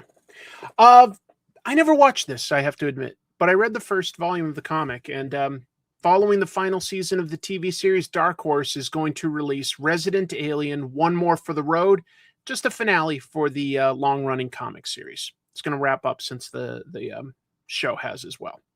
It's going to be a one-shot. It's by creators Peter Hogan and Steve Parkhouse. It's going to take readers back to Patience USA one last time. Here's the quote for the premise by Dark Horse. Nations beyond the U.S. are being invited to work with former federal agent Jones and the alien representatives from Harry's home planet in helping Earth join the Circle of Worlds as Harry covers for Ethan at the clinic with danger closing in and Harry's secret at risk of being revealed. So that's going to come out April 15th, $4.99, just a regular one-shot comic. But if you really like the show, and I'm sure that there were probably more show watchers than comics readers, you might want to pick up the final version of the comic. Sci-Fi actually did sort of cancel it, though, because they did 3 seasons of it, and then it went over to USA for a 4th season. Anyway. I think this is the last piece of news, and then I have one recommendation before we'll get into reviews. But the production team for the DanDaDan anime, they did confirm this week season 3 is happening. That happened at the Jump Festa 2026 event in Japan. Seasons 1 and 2 came out one right after the other, which was really cool.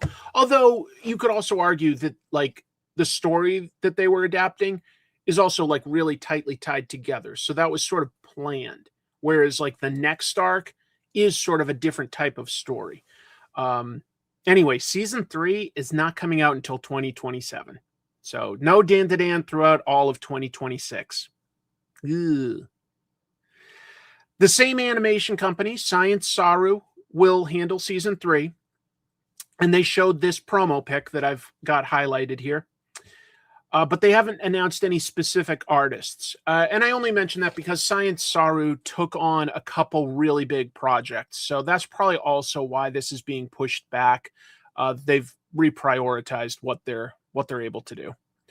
I love DanDaDan. I'm a little bummed that, you know, the anime gets such a big delay. But, you know, it's not like it ended on a super specific cliffhanger in the middle of an arc. You know, there's way more story to tell, but it is what it is. Yes, Turbo Granny. I gotta say, I think that's my favorite voice casting for the American version. I guess they got the lady that did Rita Repulsa on the original Mighty Morphin Power Rangers show, and I kind of love how scratchy and annoying her voice is. Gotta catch up on the manga. Yes, the manga is fantastic. Fantastic. It looks like season 3 will adapt the Kaiju arc, and that began in volume 8 of the trade paperbacks, the Tankobon.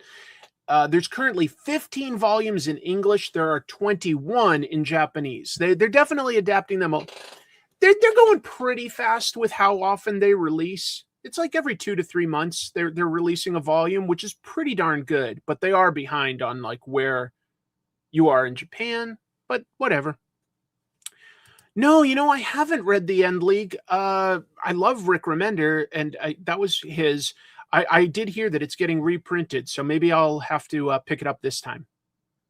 Was it volume? I thought volume 15 just came out, but maybe it was volume 16. Do I have it nearby? I don't know. I guess I don't have it right here.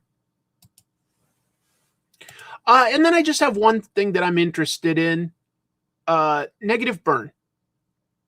So Negative Burn was an indie anthology series.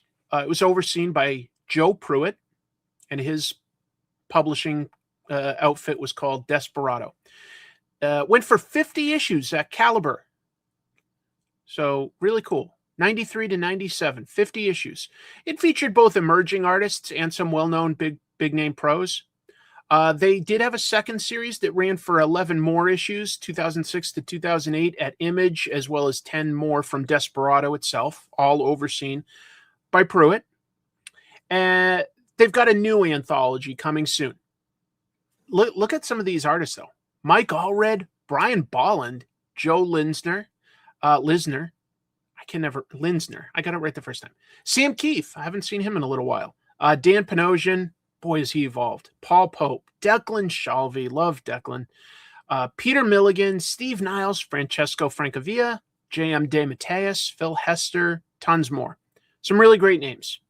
Just sort of telling short stories that they want to tell. Now it is at Zoop, and Zoop is I've backed a few things from Zoop. They've always fulfilled them. They look good.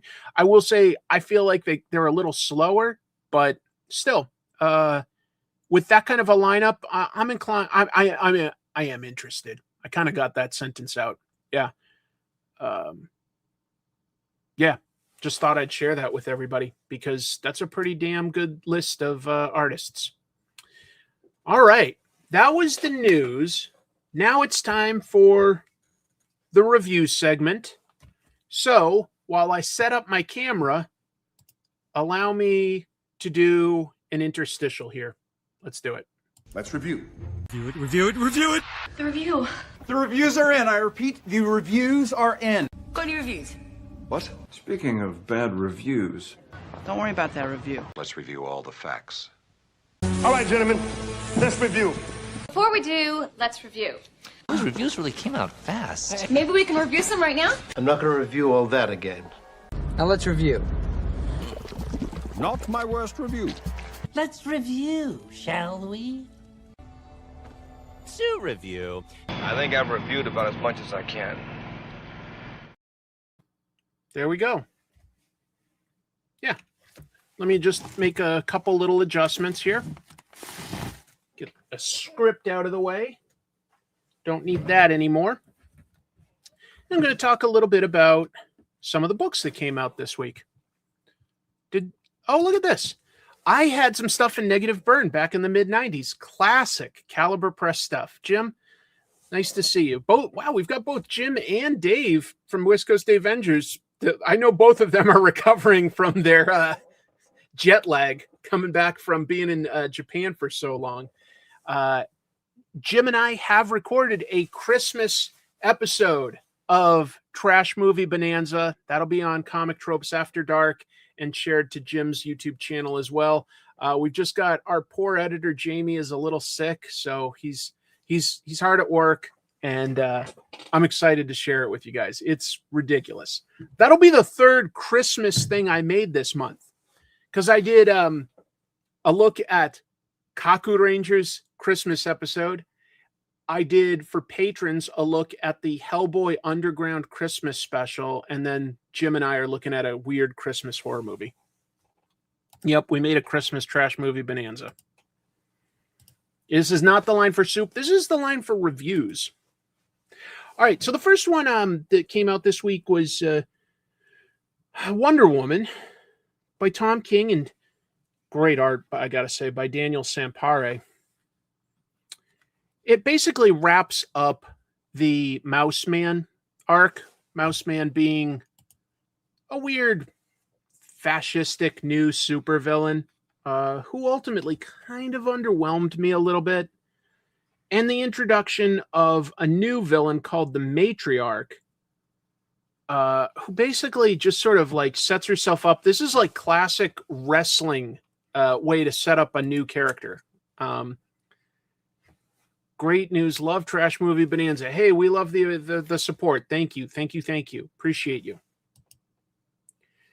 Matriarch is introduced in wrestling terms like she gets to face who? She gets to face a bunch of Wonder Woman's villains like Silver Swan and Dr. Psycho, and she basically one-shots all of them.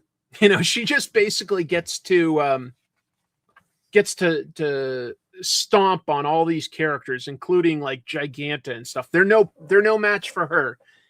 And I gotta say, it's a little too easy for me. For like beating one of these villains would have been more than enough. To have her effortlessly take out like 5 to 6 villains, I think kind of oversells her danger as a new villain. I get what they're doing, but I feel like they sort of do it at the expense of established characters. Anyway, I guess this just wasn't my favorite issue of Wonder Woman, but I will say it's still worth reading, honestly, just for Daniel Sampare's art. I feel like his characters are just so... How would I say this? There's no barrier between like their expression, who they are, and me, the reader. Yeah, I kind of agree with this. Mouse Man did start strong. It was an interesting new villain, and then it just didn't really go anywhere. I wanted to go see that movie, but I just have too many episodes to make and stuff. So I had to like sort of say, no, I wasn't able to go out and do that one. Merry Christmas. Thank you. I appreciate that support. I've had to budget carefully for family this Christmas. But thank you. Thank you. Thank you. I know a lot of people don't like him. But I am a fan generally of his writing. It's not everything. But he's done a few things that I really do admire, like Human Target or Mr. Miracle. Look, the artwork is fantastic. It's just so good.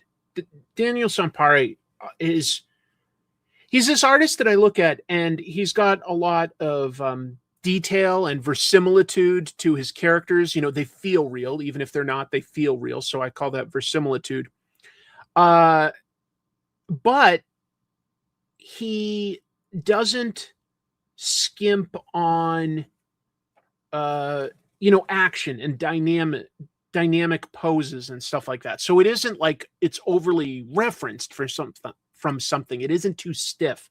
I really admire how much motion there is to a lot of his stuff. I like that. I like that a lot. But I also I really like how he draws Wonder Woman. She doesn't look like she's wearing tons of makeup, but is just naturally beautiful. She just is. But she's so strong too, you know. She isn't like, I don't know, it's just really, really cool. Thank you. My Diet Mountain Dew needs are supplied. Yes, very good storytelling, very good choices from panel to panel that guide the eye, never confuse me. It really needs to be said that, like, even if you didn't like the story, that this book is still a pleasure to read because of the art. Wow, thank you, Rob, for Christmas Mountain Dew. Thank you for a great 2025 from all your channels. That is so, so kind of you. That's right. Jorge Fornes did assist in this issue. So hold on. I was giving Daniel Sampare all the credit, but maybe you know what? I think the stuff with the matriarch must be Fornes. So I shouldn't have quite done that. And then the stuff with Wonder Woman talking to Mouse Man and the citizens on his little island, that's clearly Sampare. Yeah, I see that. I should have been a little more careful with my review initially. Thank you for pointing that out. Thank you for pointing that out. I can't give it my strongest recommendation for this issue. I do sort of feel like this is fizzling out a little bit as a story. I don't know. At the same time, I really like what Tom King is doing with Trinity, with Belen Ortega. Oh my God, that book is fantastic. It's funny, it's charming, it's great. The final third issue of Hector Plasm Hunt the Bigfoot came out. This book is a blast, folks. This one is definitely not, getting as much attention as some other books, but it is worth your time. It's a ghost hunter who's dragged into what seems to be a murder mystery where, like, a Sasquatch is killing people, but he doesn't believe in Sasquatch. He believes in ghosts. Well, there is a twist that makes this relate to Hector's field of study. Thanks for building this awesome community. Well, it is all thanks to you folks. It is all thanks to you folks. But thank you for being here. I appreciate it. Look at how energetic this art by Derek is. Derek Hunter, also known as Derek Draws on social media. He's worked as an animator as well as a cartoonist, and boy, is there some really fun energy to this that kind of feels like animation in a lot of ways. There's real thought to how people react to things, that it isn't just moving, but it's like a reaction to something, that there's like gravity and weight to things, but there's a little extra energy to punches and kicks and stuff. Anyway, I like this because it had some nice twists to it. It made sense who the villain was. It made sense why a ghost hunter got involved. There's some funny dialogue, and I just was really, really impressed with the action from the artist. Yeah, I think that this is a blast of a book. Hector Plasm, Hunt the Bigfoot. It was a 3-issue series. This is the final of the 3 issues. It just came out this past week. If you can find it, I give this a very strong recommend.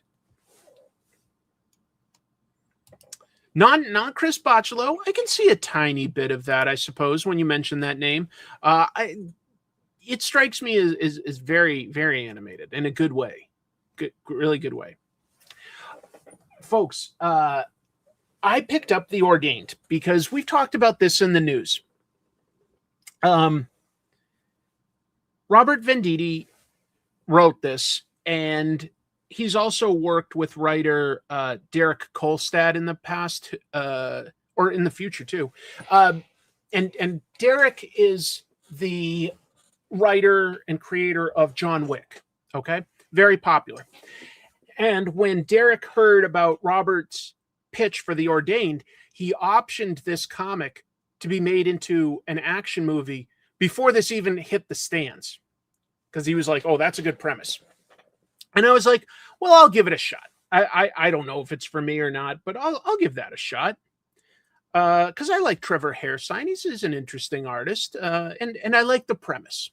And the premise is there's a priest, Catholic priest, who administers the last rites to a dying mob boss. The mob boss is like thinks it's his final day, and he's like, I kind of always meant to like turn my life around. It's too late, but I want to make my confession, and who knows how sincere it is, Who knows how sincere, but maybe it is sincere. Anyway, he admits to some crimes and stuff to do his confession. But then he makes a miraculous recovery, okay? He seems to be feeling okay. So he puts out a mob hit on the priest. That's just the premise. But what we find out is that this priest is a total badass. He was like, I think, a soldier or something in the past. And so he's not willing to kill, but boy, can he fight. And that's a pretty simple premise, but it's executed well because it takes its time to establish, like, we're pretty far in by the time we get to that action scene. We get to know the priest by going through some of his daily job, his work as a priest. And I always think no matter what your job is, I always think it's interesting when you really take the time to just lay that out. Like, don't just hint at it, but like really show us step by step what somebody does with their day. I think that that's done really well by writer Vince Gilligan on shows like Breaking Bad, Better Call Saul, Pluribus. He has these montages that really show us how somebody writes or how somebody practices law, how somebody does research, how somebody does something with chemical reactions. You really understand how a business is set up. And I like that. Like, I think it's intentionally slowing down the pace. And you're like, hey, the audience is going to go at the pace I'm dictating. Now, you could get boring. You could. But if you're handling it right and it's honest, it's interesting. Yes, it is. It's world building. And it does humanize the character. Because I'm not religious, but I can still like a priest. He can still be an interesting, likable guy. I'm not going to be against him because he's got a job of something that I don't personally subscribe to. And I like I like that I believe in him and think of him as a pretty good person, as a bit of a tough guy, but as a real person that listens to people, like has empathy. And then after we establish all this empathy that feels very believable and well earned, that we get like all of a sudden it just goes to pure action chaos. And I will say that like the individual shots of the action, very good. I don't compare the storytelling panel to panel to some of the other artists that I've seen today. I did find myself a little confused here and there going from panel to panel. It's not perfect, okay? It's not. But the individual shots are good and it's cool. And you're like, yeah, I get that this is a little bit of a John Wick type of a thing. And we are going to just see this guy getting chased by the mob, marked for death, but he's a badass priest. It does feel a little like something from Guy Ritchie, but you know what, folks? It's paced really well. It's written with good dialogue that isn't over the top or forced. It doesn't like go too fast or try too hard to just get to the cool stuff. It earns it. It earns it. I had a blast with this. I think it was really, really good. Maybe. I thought it was paced well. I got it more based on the premise, and I'm like, it's a gimmick. I'll give it a shot. Maybe it's a gimmicky idea, but it's executed well. And the best projects aren't the idea, they're the execution. An idea, we all have good ideas every day. I think everybody has creative ideas, but not all of us see it to completion or execute it well. It's a pretty rock solid poster, not seeing the eyes, but seeing the body in that pose. Just seeing like that there's a priest collar and a little bit of blood. Tells you everything you need. Yeah. It is funny that came out this week because, yeah, there are a few similarities, to be honest. And I think it's purely a coincidence. But the latest Knives Out movie is the main character is also a priest who used to be a boxer. So he's a bit of a tough guy, but we are in his corner because he is an empathetic, kind person, genuinely, not like forced or anything. And this is the same with this book. So anyway, I was really impressed. I'll come back to that, I think. The latest issue of Exquisite Corpses came out. Love the premise of this, which is that like the 13 families that each represent one of the original states, like every couple years, I think they hire a killer. They have them duke it out in a town, and whoever wins gets to run the country. Fine. Oh man, Jim, thank you. Grandpa and Billy say hello. You're the devil's son, Chris. Jim, thank you, man. I'm so glad that we've gotten to know each other better and get to do a show together. It's fun for me, and you're a great guy. And I'm so excited to get to see your comic, Arachnid Enforcer, next year. I know it'll be coming out. Real quick, folks, I'll just say, I'm going to give Jim a plug. You can still do late pledges to buy a copy of Arachnid Enforcer. Just go to Kickstarter. It's accepting late pledges this month, and you can still get a copy of Arachnid Enforcer. I've seen some pages. I think it is a fun comic, and I think Jim really pushed himself on both the story and how to promote it. Very impressive. Someday I might have to do an episode about like promotion in comics. The striptease was essentially I started the show with the beard and hat, and then that was going to be way too hot, so I took it off. Good. Anyway, so I like the premise. I like the art, and I like a lot of the dialogue. I'm starting to get a little burnt out on the pacing of it because they pitched this as, these over-the-top characters, and they gave us sort of like these, brackets. And so I really thought that we'd be seeing them sort of move through each other and take each other out here and there. And it sort of happens. It surprises me here and there because, characters I don't expect to die get killed by citizens, or they kill each other in unexpected ways. And so there's a few nice twists, but I also feel like it might be overly long. 8 issues. I almost feel like this story should be wrapping up, and instead it feels like we're only about 2/3 of the way in. So it's weird. It's weird. I don't actively dislike it, but I wish it was a little faster. I do. I wish it was a little bit faster. I like the premise, and I feel like it's designed almost more for like a story that would work exceptionally well in like a miniseries or even a movie.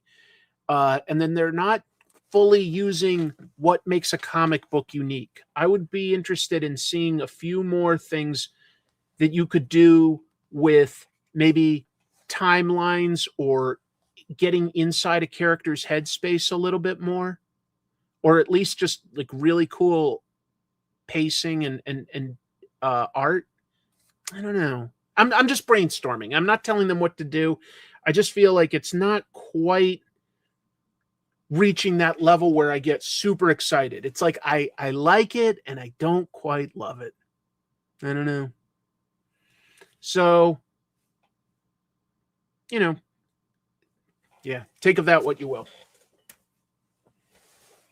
The last one I'll give a little bit of like in-depth thought to is this, and then I'll do some quick reviews of the other things I picked up. But this is the final issue of Superman: The Kryptonite Spectrum, which is a very weird mini-series by the people that make Ice Cream Man, the horror anthology at Image Comics. And it is all about, it's its own continuity, essentially. It's all about different kryptonite and how it affects Superman, and ultimately Lex Luthor weaponizes that. And yeah, this final issue is all sorts of crazy ass shit happening to Superman, folks. There's a kryptonite man that Luthor has created. Superman gets grown and he gets shrunk and he gets, I think he's turned gay at one point. It's not explicit, but it seems to be. All sorts of weird things keep getting done to him, okay? And it calls back to everything else that we've seen in this series. It ultimately reminds me a little bit of All-Star Superman, which the premise was Superman gets exposed to way too much solar radiation and he's sick and he's dying, so he wanted to finish off as many good deeds as he could and leave the Earth in good hands. This is more condensed than that, okay? And what it does is Superman gets very sick from all of this different kryptonite and battling, and he's dying at the very end of this, okay? And Batman has to come up with a last-minute solution, which is an interesting solution, but it also very drastically shifts the dynamic between Superman and Lois Lane in a way that sort of creeped me out, but I'm okay with that because there was an underlying horror element, a body horror element to the Kryptonite Spectrum. So it was weird and kind of cool. Let me just jump back because somebody is giving me a super chat and had something to say here. Exquisite Corpses feels like a TV show demo, but Merry Christmas to you and your family, Chris. That's very kind. I think it'll just be Chrissy and I on Christmas Day. It's going to be a pretty small Christmas for us, but that's okay. I'm looking forward to spending some time together, getting 2 days off in a row. That'll be nice. Anyway, I liked it. I think it's a cool, different story. It's a little scary and it's a little weird. So if you like sci-fi weird stories for Superman, which is absolutely a thing that was huge throughout the 50s, that was an era where everything about Superman was crazy sci-fi. A little bit of a throwback to that with a little bit of a modern bent, leaning slightly into the more horrific aspects of some of that. It's good. It's not exceptional, but it's very good. There's a card game being made from this. I don't know if that's a joke because they made that card issue of Ice Cream Man or not.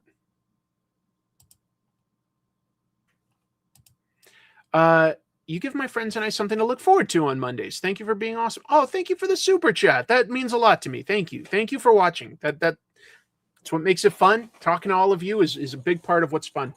I picked up two other things This week, I won't go as into depth. I like Star Trek, the LA Starship, or The Last Starship. It's set in the far future, so you don't have to know too much or hardly anything about Star Trek to follow along with this story, because it's set in a time period that's very underexplored. But there are lots of little Easter eggs, references to other stuff. You don't have to pick up on them, though. And it does involve Captain Kirk coming back. Captain Kirk is essentially cloned by modern technology, but he is the right man to have brought back, because this is a federation of planets who has been drastically reduced, because all of their starships, basically, minus one or two, have been destroyed. Interstellar travel is very rare. It's doable with a few cultures, but it's not nearly what it was. And that has created desperation for resources, which is now leading to a potential war with Klingons. And Kirk's life experience and understanding of how bad things can be, because he's from, an earlier, more gritty time compared to how perfect the world gets in the future. He's the man for the job. And he leads some pretty interesting characters into a little bit of a war. It's interesting. It really is. The cover by Francesco Francavilla might be one of my favorite parts. It kind of homages some of the classic movie posters. I thought it's an interesting way to position Kirk. It brings him back, but it brings him back outside of anything he's familiar with, except for the Federation. The military organization he's part of, the scientists he's part of. It still exists. It's very, very different, but none of his friends or family or anything are around. The world is different, but enough of it is the same that he's still relevant. This is just after the burn, but before Discovery. Yes, it's exploring that little period of time, but that's way in the future. If you've never read Star Trek before, or watched Star Trek before, you actually probably could still really enjoy this. It's an interesting sci-fi story. It's an interesting sci-fi story with some, just sort of a band of really smart people trying to do the best they can with suddenly very limited resources. And then the final one I read was really fun and crazy. The Dreadnought War in the Energon universe, G.I. Joe. It's been coming out every 2 weeks. Great artwork by Tom Riley. We get to see Colonel Hawk, who's technically the head of G.I. Joe, but is rarely in the field. We get to see him have a brief action scene against Destro and his minions. And we also get to see just a ton of Dreadnoks, who are this crazy ass biker gang going up against G.I. Joe. It is just, this is part 4 of 5. So they've set everything up and it's just balls to the wall action throughout. Like, look at this amazing 2-page spread of action. I know you're only glimpsing it because I'm going kind of fast. It's fun. It's so fun. I love the Dreadnoks, and I love when G.I. Joe has set everything up and can just go crazy with action scenes. Also, Cobra Commander running around, missing an arm, but now has a chainsaw for an arm. That's pretty cool. Anyway, some good comics. What was my pick for the book of the week? The Ordained. Did not expect that, folks. Didn't expect it. Thought that it was probably just a gimmick, and I give it a shot, just see what it's like. I thought it was great. Good pacing, good premise, earns everything it did. Really, really liked The Ordained. That is my pick for book of the week. Hey, Chris, got a question for you. I don't know about Australian indie comics. Don't know if you know. I don't know much about Australian indie comics. Are there many good comics in that scene? And I recommend Oh, there are, and I recommend. Well, sure, I would love to know more about it. It's hard sometimes to know about the indie scene in other countries because you're not exposed to it easily. Even at conventions or anything, you really have to learn about that through travel. I would absolutely love to be able to travel somewhere like Australia. When I have traveled to some countries like well, certainly Japan is the one I've been to the most, but England as well. I do go to comic stores and I do specifically look at, their indie, their small press, their doujinshi or fan comics. I'll look at all of that and I'll usually pick a couple up just to sort of get an idea of the scene. I do find that interesting. Have I had the opportunity to go to a foreign comic convention? Basically, no, unless you count going to one in Vancouver one time. Like, technically, that would be. Thank you, sister. I hope you like what I got you for Christmas. So, sorry, I'm just gonna sketch a little while we talk. Let me back out on this shot here. Well, now that's too small. I'll keep it in tight. Australia and Chile have good, no question that they both have good creators that I respect. I think Tom Taylor is a great writer doing a lot of great things in American comics. I think that Gabriel Rodriguez and Alejandro Jodorowsky from Chile have both done incredible things. I really want to go to Comic-Con. Not necessarily Tokyo Comic-Con because I'm sure I'd have a blast at it, but that is a very sort of Western take on Comic-Cons. I'd probably have fun there. But Comic-Con, I do want to go to, even though it's humongous and yeah, you say that people smell bad. Bug Wars was a pretty fun comic that came out through Image this year by writer Jason Aaron and artist Mahmoud Asrar. Mahmoud knocked it out of the park. Yeah. No, I'd love to explore some other indie comics for sure. So I saw some movies this week. I have something called AMC Stubs. I just happen to have an AMC movie theater near me. So it makes sense. And what it is when you pay not too much, I forget, might be like $20 a month or something. And you get to see up to 4 movies a week. Not bad. I'll never see 4. Maybe certain weeks I'll see 2. Maybe. But anyway, so I've got that and I used it in an interesting way. There's a new Ninja Turtles short film out. It's called Chrome Alone 2. But it's not its own thing. It's only 7 minutes with credits. And it airs before the SpongeBob SquarePants movie. I have no interest in SpongeBob SquarePants. But because I can see up to 4 movies a week, I just got a ticket, waited till when the movies ads and trailers should be over, walked in, watched 7 minutes, walked back out. It is fun, folks. It is funny, and it is very much anti-AI. The villain in it is a hilarious AI take on the villain Chrome Dome from the comics. It's so funny, but it's so short that if I really recap any of it, I'm giving it away. But if you like the Mutant Mayhem movie, same art style, looks fantastic. The voices are great because it sounds like real kids, and the way they talk over each other and sort of bicker, it's very, very charming and real. Anyway, the villain basically uses AI to rip off their look and make toys, and they have to figure it all out.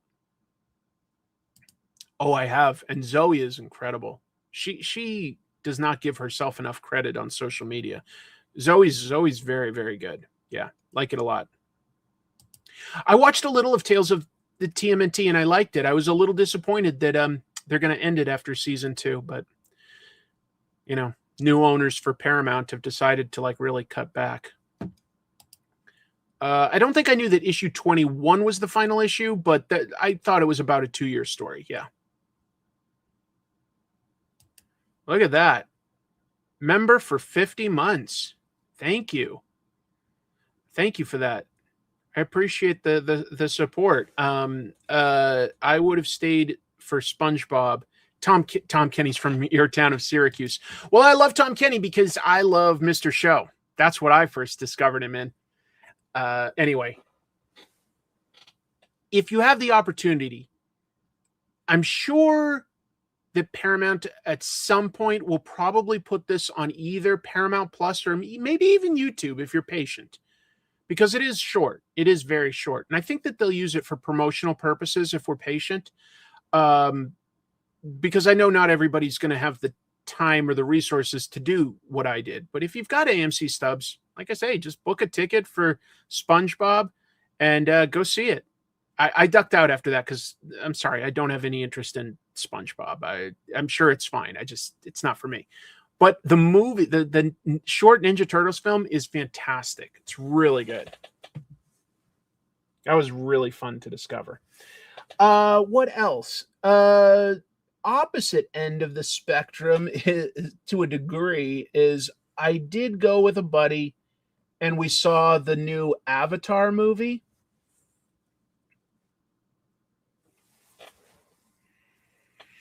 Of all the movies in 2025, I can honestly say Avatar was one of them. I joked on social media, it's the movie critics are hailing as rated PG-13, and Peter Travers of Rolling Stone calls it 3.5 hours. It is so long, folks. It is so goddamn long. When you combine seeing the ads and trailers beforehand, my buddy and I were in the movie theater for 4 hours. Just brutal. Do I recommend it? Not really. If you loved the last 2 Avatar movies, trust me, you'll enjoy this one too. It is the same thing. It is the same thing. The final act is the same third act that the first 2 have, where, the good guy just talks a new group that doesn't want to fight into fighting with them, and they trash the bad guys. I won't say specifics, but, it's the same. I don't know. I kind of went in not thinking that it was necessarily going to be anything that excited me. I will say that, like, on a technical level, I have no complaints, really. The special well, no, you know what? I'm going to back off. I even do on the special effects. Are they impressive? They really are. But James Cameron really likes that high frame rate that they did before on like some of the Hobbit movies. It's like over 30 frames per second or something, which gives it a very different look. Yeah, I did that. It looks to me, honestly, like a video game cutscene. The entire movie, really, really, not like trying to be mean. It really looks like video game cutscenes. Especially with how animated everything is. Like, all the characters and backgrounds are animated, and you put that high frame rate on it, it looks like a video game, which is, whatever. Thank you for the support. Happy holidays to you. Thank you. Is it 60? Wow. I think film is something like 22 to 24, and that just has, it's not real. It's not like real life, but it feels like something, and it doesn't feel bad or jittery generally. I like how film looks, like standard frame per second. I like how that looks. I did not love how Avatar looked with that super high frame rate. It looked too smooth and fake. It didn't, I don't know. It just didn't look right to me. Maybe someday I could get used to it, but for now, it looked like, when your parents don't have their TV on the right settings, and they're playing like, a football game, and it just all seems like too sort of smooth. I don't know. Structure-wise, story structure-wise, it's fine. It makes sense. It plays fair. It sets things up and it pays them off. Does it have a character arc? Yes. Is it all predictable? super predictable. Super predictable. Every time something was set up, I go, oh, they're just setting that up. And, sure enough, 2 hours later, they're paying that off. It wasn't a surprise to me. If you've seen a bunch of movies, you're not going to be really surprised by anything in the movie. Okay? It plays fair, but I don't find the characters all that interesting. I just don't. I find the most interesting character, the villain, Quaritch, and even he, it's like they're doing all the same stuff that they basically did in the second movie. I don't know why the main character, Jake Sully, never has like even a hint of like wanting to be human again or go back to like his people. He never even like has like a moment of that. And it starts to feel a little like with this new human character, Spider, that it's like a little bit of a self-insert or something for like what James Cameron wishes, because everybody thinks Spider is just the coolest. Everybody wants to like be with him or know him, and he gets the ability to like sort of almost be a one of the alien people that he likes without having to actually be an alien. And I'm just going, this feels like just James Cameron's dream, like to just sort of be this hero that everybody likes and thinks is cool. There was kind of Jake Sully in the first movie, but is now this younger, cooler character. The villain was kind of cool. There's a new villain, and she's sort of a psycho in an interesting way. I kind of liked her a little bit.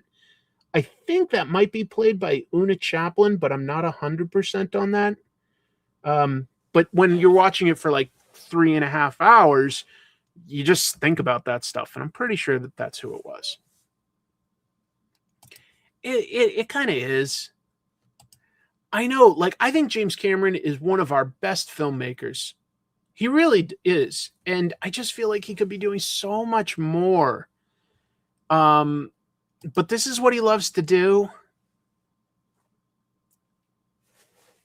I don't know. It's what he loves to do. So I guess I feel like I'm shitting on it, but I'd probably give it something like, like a 5 out of 10. Because I don't think, like, on any technical level that it's bad. Like this I think the story is too long. I think you could tell this story in an hour and a half. I really do. You could cut out a lot, and it wouldn't change the functional story. It's long. But it's like, if you're going to see it, you probably should see it on a big screen, because that is specifically what it's designed for. It is designed to be seen, in 3D, in IMAX, with Dolby sound, and that's what it is. And some of that is impressive. And it doesn't it doesn't drag. It isn't like, but it's still too long. It's too long, but it isn't like full of pointlessness. It's just that none of it is necessary. None of it needs to be this way. So anyway, I guess my review is, it's very hard for me to recommend it, but if you have loved any of the previous Avatars, I will say you're gonna love this one too. It's more of the same. I didn't think it was an especially new story on any level. But I honestly think all three of them are pretty much the same movie. Yeah, he's very defensive about it. He's very defensive. And I mean, I get it. He's put a lot of himself and a lot of time into this story. It's important to him. On one level, I respect that. He has earned his ability to do whatever he wants, right? And here's the other thing, though. It's also good for movie theaters. My theater was packed. All the showings for the weekend were sold out. My friend and I had to book in advance and kind of sit over further to the side than in the middle where we'll typically try to do. So is it good for movie theaters? Yeah, it probably is. Do I think it's a great movie? No, I really don't. But it might still be interesting to you if you like that world, or if you want to be amazed by the technical special effects stuff. Maybe. I couldn't really recommend it, to be honest. Oh, well, welcome. Thank you very much for the subscribing. I appreciate it. I think Alita Battle Angel, I didn't think that I would be interested in that adaptation. I watched it on a plane, which is obviously not what it was designed for, and I was kind of impressed with it. I was surprised. I kind of liked that one. Thank you. Yeah, they make tons of money. They don't seem to have a lot of impact. I could not remember some of the stuff they were referring to. I've seen the other two movies once each. I didn't remember some of the stuff. I was like, did this character die or not die? I don't remember. I did see the Avengers Doomsday trailer. It's a teaser, really, and it's fine. It didn't necessarily. I already want to see the movie. It didn't excite me anymore. Sometimes I'm a little disappointed in the MCU that they're backing off of their newer characters so hard. You know, like the new trailers for Avengers Doomsday really emphasize the cast that is sort of moved on that they've brought back. I think Shang-Chi and Ms. Marvel are fantastic additions to the MCU. But have either of them shown up that much? No, not much. You talking about the original Warlord by Mike Grell? If you're talking about that, I did. Not lately, but I have. I saw the trailer for the Odyssey. That was maybe the best part of being at the theater for the Avatar. Not even kidding. It's a long-ass scene which shows how it would have been work to sneak in the Trojan horse, and how that, like, I loved it. I loved it. That is a movie I'm excited for, and the trailer helped get me excited for that. Yeah. I couldn't make it past half hour of the first Avatar. I don't get the fandom. Everything ain't going to be for me. That's a fair way of looking at things. Because I'll say this. It was kind of funny to me. The guy sitting next to me, he was like this. He was like, maybe a little younger than me, but, close enough in age. Same generation, probably. And he's going, oh, what? He's like doing stuff like that, reacting to the movie, going, oh my God. He's going, oh, like he's having these reactions, and I'm going like, am I watching the same movie as him? Because I honestly was probably mostly like this the whole movie. Like playing with my face and like my beard and stuff like that, just sort of going. That was probably me. That guy was a furry. Yeah, they didn't let him come in with his Avatar suit. What are the Avatar people called? I can't even remember. And I just saw the movie, but I honestly, it's not coming to me. There's a name for them, and I don't remember. Oh, well, it's not important. I don't think my reaction is a surprise. I think that that's sort of how a lot of people feel about it. Do I feel like I wasted my time? I don't, but it isn't. It's hard to give it a strong recommendation. Yeah. Hopefully I gave you a couple opinions that can shape whether it's something you want to see or not. But yeah, the only real thing I've carved out for myself to watch is I usually have time to watch these days like one TV show at a time, pretty much just one. And so what I try to do is honestly find something that Chrissy and I can both be into, so that we can just spend a little more time together. And lately, the one that we've both been enjoying, I think, is Pluribus, which I think is really cool sci-fi. Does unexpected things, can be funny, can be just thought-provoking. I really like Pluribus a lot. But there's only one more episode, so that's almost over. I think it comes out Christmas Eve. Then we might binge either Welcome to Derry or Fallout, because we watched the first two of Welcome to Derry and then got sidetracked with a different show. I can't remember now, but it was good, and I would watch that. And then Fallout, we both liked season 1. Neither of us have played the games, but Fallout was really fun and cool. Had lots of cool characters and ideas and stuff behind it. So yeah, those are both things that I'm excited to watch. Or interested anyway. I think I'm excited for both. Yeah.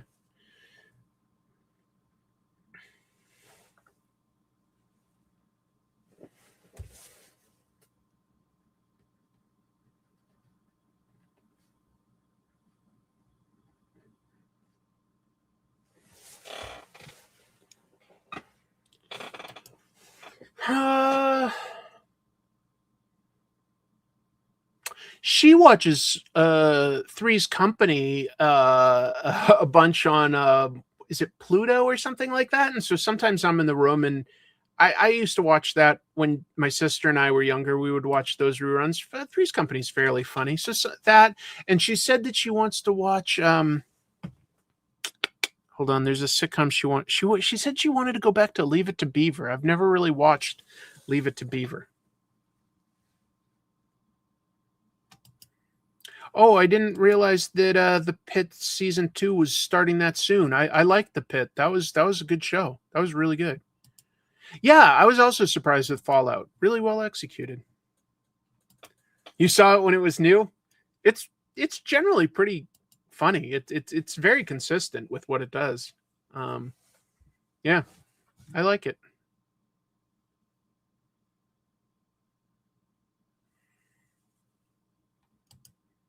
Thundar the Barbarian. I think that Jason Aaron is doing a Thundar the Barbarian comic with Dynamite. Am I wrong? Isn't that Jason Aaron that's doing that? Wow, that's a strong recommendation. All right. Well, I do want to see it. It is. It's funny to call it 70s because it did go into the 80s, but it does feel very 70s to me. But yeah, that's generally a pretty good show. I don't go out of my way to watch it, but Chrissy will sometimes have it on, and I'll watch it. I like John Ritter. Yeah, he's good. He's funny. I've always sort of liked him.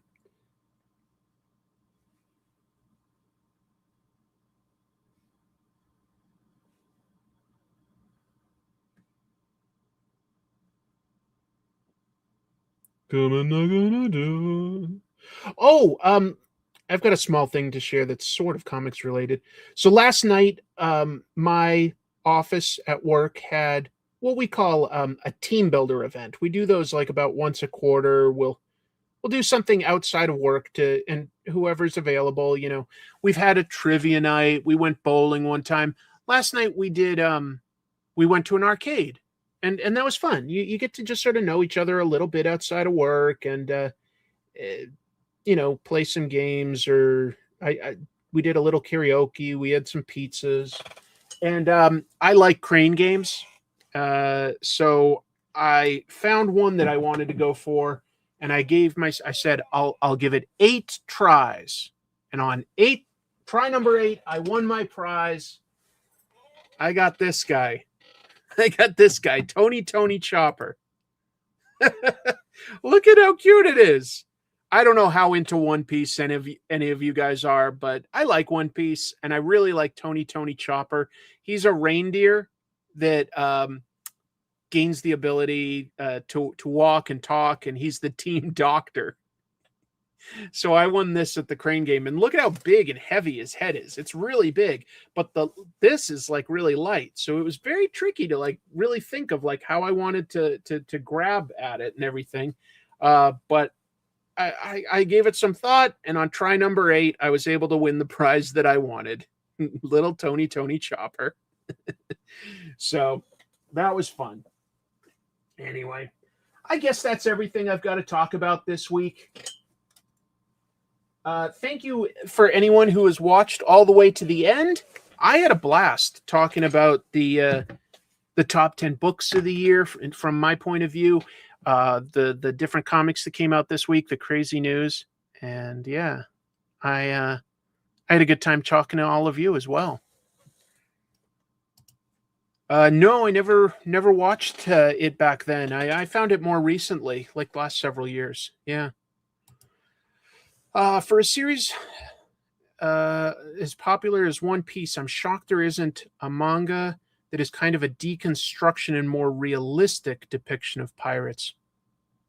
I was trying to think if I could easily think of a manga that is more realistic about pirates specifically. No, it's not coming to mind, although I will say that I have a story about, like, that's very sort of fantasy-ish, but is based on some real-life pirates, and I would love to do that as a comic someday if I could find an artist that's really good at drawing, like, ships, which is a unique thing. Yeah, I've got a pirate story I'd love to tell. Let's see. I recommend Yonder. It's a sci-fi Korean show. I'm often impressed with Korean TV shows where euthanasia is made legal and a husband deals with his wife's choice to go under the process. Oh my God. Do you really think that I could handle that? Because I deal with some pretty severe depression issues. That is interesting, though. That is interesting. I would say that the crane games that I play at this one place, they're imported from Japan, actually. It's a Japanese company that runs the chain Round One. It doesn't have randomized arm movements. It does what you want it to do for that. But you do have to know that it is not going to grip with its full strength every time. So you need to set sort of a number of tries you're willing to try for a certain prize. And some of them are skill-based instead of just, like, some of them are just grab, and some of them are like things where you'll like push it off of a hook or a ledge, or push like a piston through a hole, but you know, it's set back so you can't see like the perfect. You have to really think in 3 dimensions and get used to it. So I like it. I like it. Thank you. These hands are deadly weapons. So are these. Santa's coming to mess you up, kid. Oh, wow. Thank you. Thank you for the support. Thank you for the kindness. We both really, really appreciate it. That's awesome.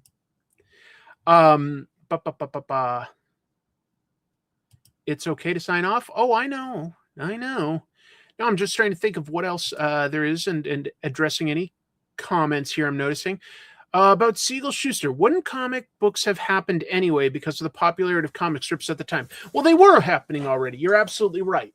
But was there an idea that hit as big as Superman? No, there wasn't. And if you look, like, there was just so much knockoff stuff that was being made. So it was like they created the hit thing, and really nobody else came close to that. Maybe Captain Marvel could have been as big. Would Captain Marvel exist completely independent of Superman? I don't know. There would probably be other superhero ideas, but not the same way. Everything was very derivative for a while. Yeah, I'll be on next week for sure. Anyway, I had a great time, folks. Thank you so much for watching. Please hit like and subscribe. Hype this if you're watching it after it's aired live. That really helps find new viewers. If you're supporting me on Patreon, you now have access to my Christmas-themed Hellboy episode. And like I say, working on the next Trash Movie Bonanza, which is Christmas-themed, and already working on the next episode of Comic Tropes. I'll keep that a secret. Thanks, everybody. Keep reading comics. Double salute. Bye.